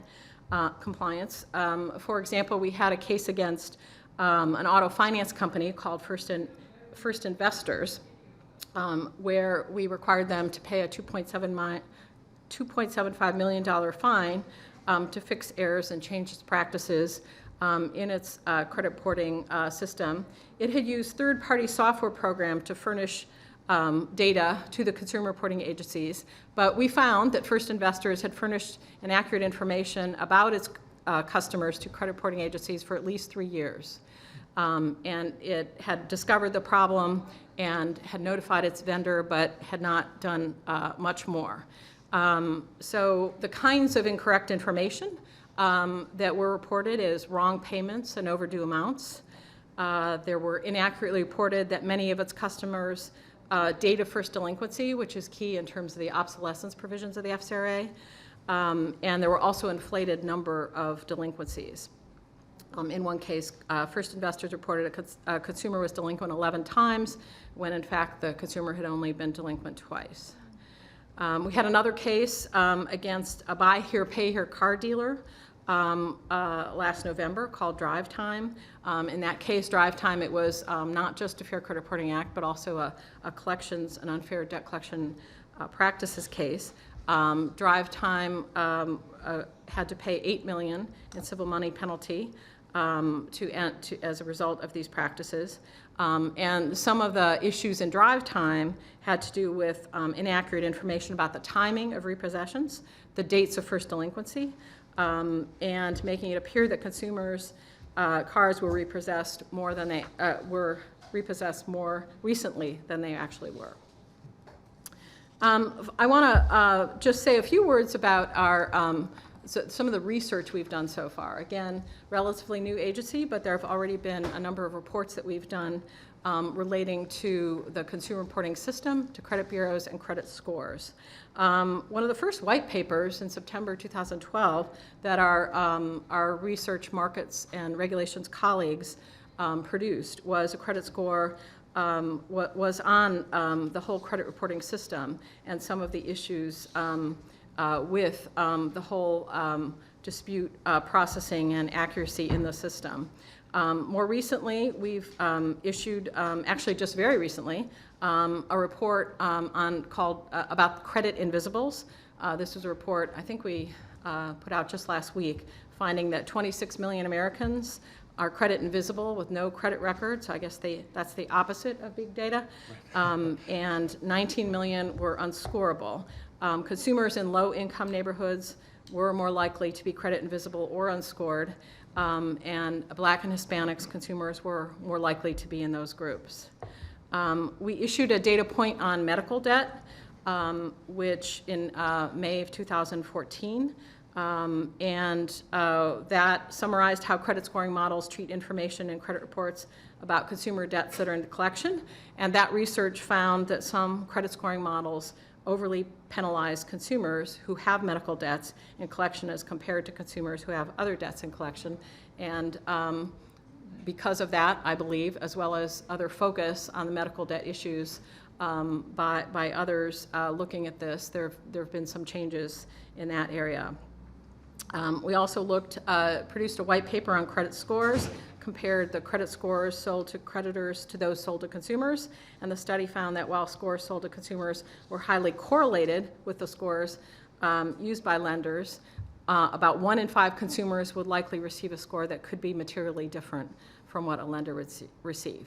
And our work in terms of trying to report out and shed some sunshine on some of the consumer reporting issues has been not just with traditional credit bureaus, but we also held a forum on checking account access and screening, where we looked and led a discussion and gathered information about the bank's practices for screening checking account applicants and the issues that were raised there.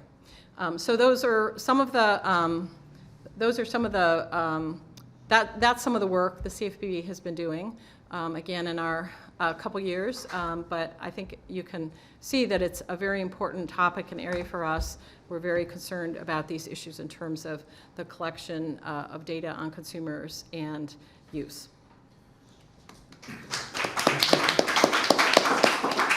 Thank you, Peggy and Jessica, for that very impressive presentation of the work that your agencies have been doing independently and together. Frank, would you like to offer some comments on what you've heard and where you think we have to go? Sure. Well, I really appreciate the presentations today. I think that they are terrific news on a number of levels and a terrific report on agencies that I think are not just leading the United States' response to big data, but also are sort of beacons internationally. And I think that this is particularly hearing about the litigation out of the FTC and the reporting and other supervisory authority of the CFPB. I think that's incredibly important for nations around the world to look to as providing models. I will offer a few questions, and I would love to hear responses to these, to the extent that these seem like to be plausible ideas, and also clarifications or education of those watching about the enforcement models here and some of the ideas behind them. The first that I had is there was this 60 Minutes report on credit reporting, and when some of the horror stories that 60 Minutes evoked, one of the lawyers said, well, the reason why there are so many horror stories is because it is, in the long run, more profitable to them to ignore us than it is to, even if they get hit by one lawsuit at a time or one other sort of legal action. And one sort of thing I was wondering about is we've heard a lot of fines, and certainly for me, if I were hit by a $1 million fine, I would be wiped out. But I wonder for some of the firms, if we might be able to get reporting from the agency on fines as a percentage of either firm's assets or revenues. Because I think as a matter of transparency, it would help us a great deal to understand the impact of the fine if we knew, is that, say, half of the revenues for the year, or 1%, or less than 1%, or how that sort of affected them. I also think that in terms of, as someone that has read Dobbs on, or trying to read through Dobbs on remedies and thinking about remedies from a law professor's perspective, what is the theory of remedy behind some of the fines imposed? Is it a theory that the fine imposed is to reflect the damages imposed by the company? Or is it a theory of deterrence, such that we can guess that a company hit by a fine of a quarter of their revenues for that year is never going to do this bad thing again? I particularly say this because of Alexis Goldstein's activism in terms of raising public awareness of the more traditional financial regulators' fines to recidivists, to financial recidivists, and Judge Jed Rakoff's attention to the potential lack of a deterrent effect in those areas when it's not exactly clear to the traditional regulators or it's not exactly clear to the public how much of the fine is as a percentage of assets or revenues. Another question that I had that sort of relates to a presentation I saw from the OFR a few years ago was that the Office of Financial Research, another entity created under Dodd-Frank, was trying to keep track of, via legal entity identifiers, lots of complex financial transactions. But they themselves said that it was so difficult to get standardized data reporting and to otherwise keep track of just what was going on, to sort of monitor. And when I was at the presentation, someone from a non-governmental organization, opencorporates.gov, said, hey, we've got a whole big team of people that are part of the sort of Wikipedian, peer-to-peer citizen scientist community. And the Sloan Foundation was supporting this group, other foundations were supporting them. Can we help out? And it seemed as though the OFR was a little hostile to that idea of sort of getting in the help of either NGOs or state-level entities or other entities. And I was just wondering, given the FTC pioneering some cooperation with like the Better Business Bureau in the false advertising context, to what extent that might be part of agency agendas to sort of bring in as force multipliers either NGOs, whistleblowers, state-level organizations. I know that, for example, the Minnesota Attorney General, Lori Swanson, did an amazing job with Accretive in terms of trying to lay down a marker for limiting certain forms of big data usage in the healthcare context. And I mean, she was sort of out in front of the HHS folks in a way, but I think that she did an amazing job in terms of warning certain entities about about what might not be acceptable on a state level, even if it is acceptable, say, or was not explicitly prescribed on the national level. And so I know those are already some big questions. So yes, but thank you. Yeah. Peggy, do you want to respond first, or Jessica? To which part of that? Any part that you want, or that's applicable. So I think one of the reasons I took some time to talk about this tool called supervision, which is different as applied to the consumer reporting agencies than enforcement, is because I think it's the kind of oversight that is constant and is going to be for some time to come, just like with the largest banks in the country, present in the consumer reporting marketplace that has not been there before. And so, before get to fines and deterrence, it's more like in the first instance, make sure your house is in order and the injury is not occurring from the get-go.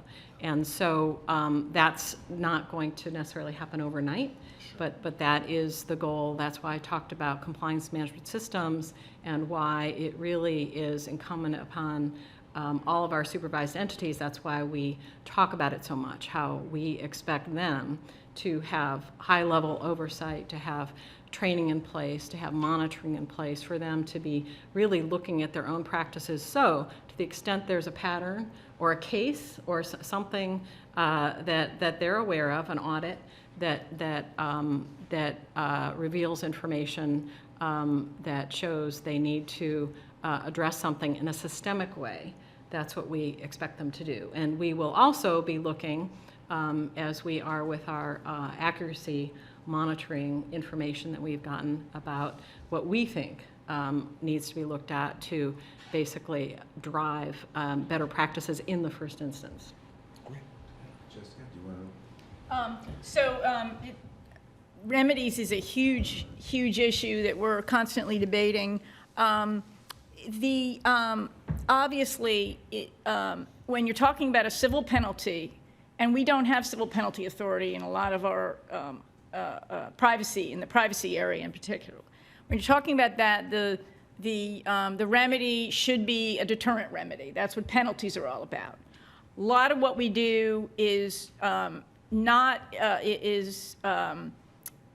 penalty oriented. It might be redress oriented, like in the fraud case, and the remedy there is to get money back for consumers. So depending on whether you're talking about civil penalties, which is meant to be deterrent, or disgorgement, with getting, not letting a company enrich itself, or getting money back for consumers, there's different factors that drive that.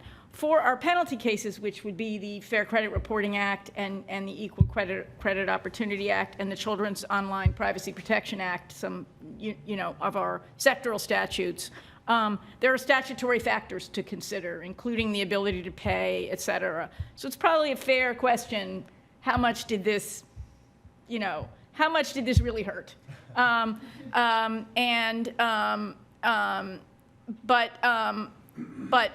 for Section 5, we generally, except when you violate an order, lack penalty authority at all. So we're always looking for theories about how to get money back for consumers, which in privacy can be very difficult to quantify the injury. It's very important to keep in mind that monetary remedies are only one piece of it, and that in many cases, the most important thing is to stop the conduct and prevent it from happening again and be able to monitor it, which is the injunctive relief we get. But certainly in fraud cases, we want money for deterrence. And we're always trying to see, what remedies we can get in any particular case. In terms of working with other organizations, we do that all the time. I mean, we get petitions from this guy all the time. I have one for you right Oh, here. yeah, thank you. And we take those really seriously. We have one just from 2 weeks ago. Yes. Yeah, we're taking it very seriously. We get a lot of our tips from whistleblowers, actually. We can't publicize that. We get tips from competitors, that don't like what what other companies are doing. We work very closely with state AGs, and yes, they often are sort of the laboratory of invention or whatever that expression is, and they certainly were that on breach notification. We are talking to them all the time. So we very much welcome input from other organizations. People don't realize that, if you call me up and have something interesting to say, you probably get I shouldn't say this, but you probably get a meeting, with me or with some of our staff, because we're constantly looking for feedback to stay in touch with what's going on out there in the community, and have that kind of interaction. So, yes. But let me ask, I want to open up the questions, but I want to ask a question about between the enforcement and the supervision. I mean, you think about the black box, and here's I think, an astounding statistic, that in 2015, more than half of the digital advertising from the financial services sector will be what's called programmatic. That is, complex connections of data brokers feeding into a profile, evaluating an individual in milliseconds, 7 milliseconds, making a decision based on a variety of scores to target that individual with an ad that may lead to a transaction. But the idea that already the majority of ad spend in digital, right, for financial services is data, real-time, cross-platform data broker driven, says something. It says something that we know more about the business practices. We know the alliance with the data brokers. We know what the data brokers can do. We know what information those data brokers used by the financial services companies provide. We know about the race and the financial location, the hyperlocation. We know about the technologies. We know about the data management platforms and what those data management platforms are for, and we know the business goals. So we know a lot about what comprises the framework for the black box. I mean, aside from this perpetual spend and influence, what more can your agencies do to make all this public, let alone regulated, so people understand about the vast amounts of data being collected and used by the big players, the American Expresses and the Chases, and the payday lenders, who are all part of the system, and no one knows about it. Well, so. And can you fix it by tomorrow? Yeah, what I talked about are, we're not going to be able to shine a perfect light on this, and certainly you may know, but consumers don't understand it. And my experience is that the best way to get companies to change what they're doing is if their customers vote with their feet. And we did see in the privacy area some petitions by Move On, I think against Facebook and everything, and those actually had some, they had some effect because there was a worry about, consumers aren't really voting with their feet right now, and part of it is it's hard to understand. But in terms of what we can do, we're having workshops, we're trying to create better transparency, we're doing reports. Sometimes you find our reports very basic, but even our data broker report, which was fairly fundamental, got a lot of attention because a lot of people didn't understand that this was happening, and you have to explain it in fairly basic terms to people. We can bring enforcement, and our enforcement actions get a lot of attention, and they do generate consumer interest. And this is something you may not be as happy to do as I am. We need to encourage self-regulation because so much is happening so fast.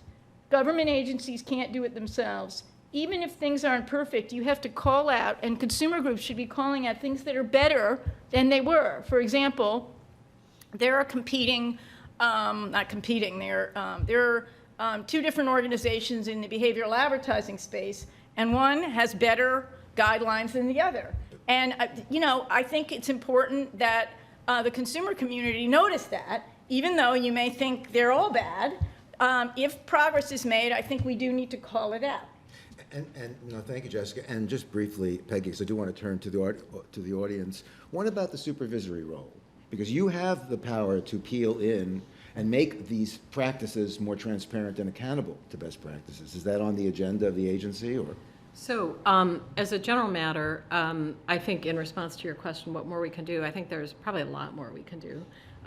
But at least for CFPB, we're focusing on, as I said, it's almost like first principles. We're just getting going with making sure there's compliance with the FCRA and the ACOA for the current large consumer reporting agencies. And from where I sit, there's a lot to do there. So that's kind of our focus, at least in the supervision, enforcement, fair lending, compliance world where I sit, and then my research colleagues are starting to look at different aspects of credit reporting, credit scores, and I think we'll continue. We had the convening on checking account access. So those are the kinds of things I think you can, there will be more of. And over time, we'll see what we can accomplish through supervision. And supervision, there is a backstop at CFPB of enforcement. And so we have a process where any supervisory matter, this is in any area, if we find significant violations, we have a process to decide whether it's going to move into the public enforcement realm, and so that is part of the process for consumer reporting as well. So those are the kinds of things we're focusing on right now. Thank you. And we have time for 2 questions to any of the panelists. Get the mic, and please identify yourself again, and thank you. Hi, I'm Scott Klinger with the Center for Effective Government. Is anyone thinking about licensing of data brokers as a possibility and going in and doing audits like you would a bank or a mortgage broker or anybody like that?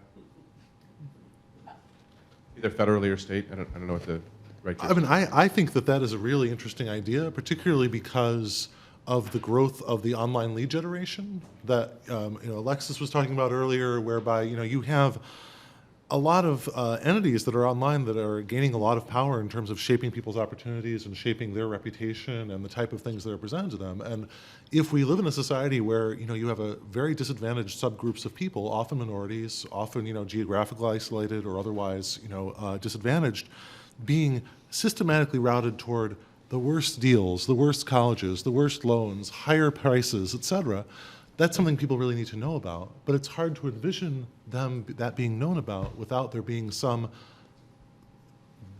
I'm thinking what's the opposite of post facto? I mean, before the fact, and ex ante understanding of what they're doing. So I do hope to see something like that at least appear on the state level or perhaps elsewhere. Yeah.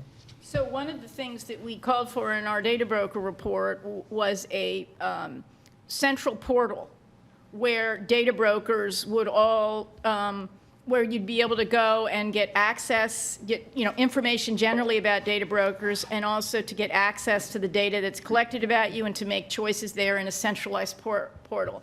Industry said, can't possibly do that. There's thousands of data brokers, which of course, was more reason to urge them to do this. But, and I don't think Congress is passing that law right now that we asked them to pass, but we're still saying, we still think this is a good idea. We don't have the authority to impose licensing requirements. The more responsible folks would want the less responsible folks reined in. It's interesting too to think about that dynamic. I mean, oh, sorry. Go ahead. I mean, I was, but it's strange also the role that just raw ideology can play. For example, if you look back to regulation of eggs during the Bush administration, there was huge pressure from the largest egg producers to rein in the worst egg producers because there were all these cases of salmonella, et cetera.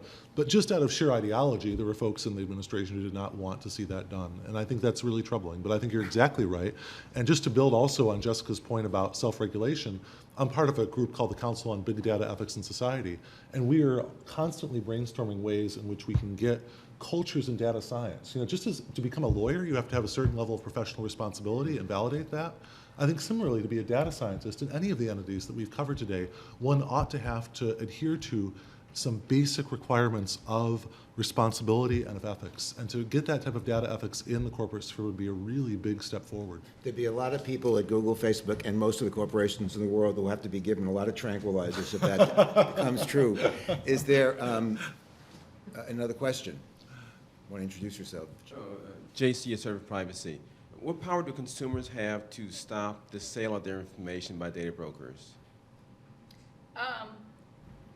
That's a really good question. That's one of the reasons we asked for a portal. But first, if there are, it's a lot of work for consumers. First, some data brokers do have opt-outs. They're hard to find, but a persistent consumer can find the opt-out, and they could even request to be opted out even if there isn't an opt-out provided.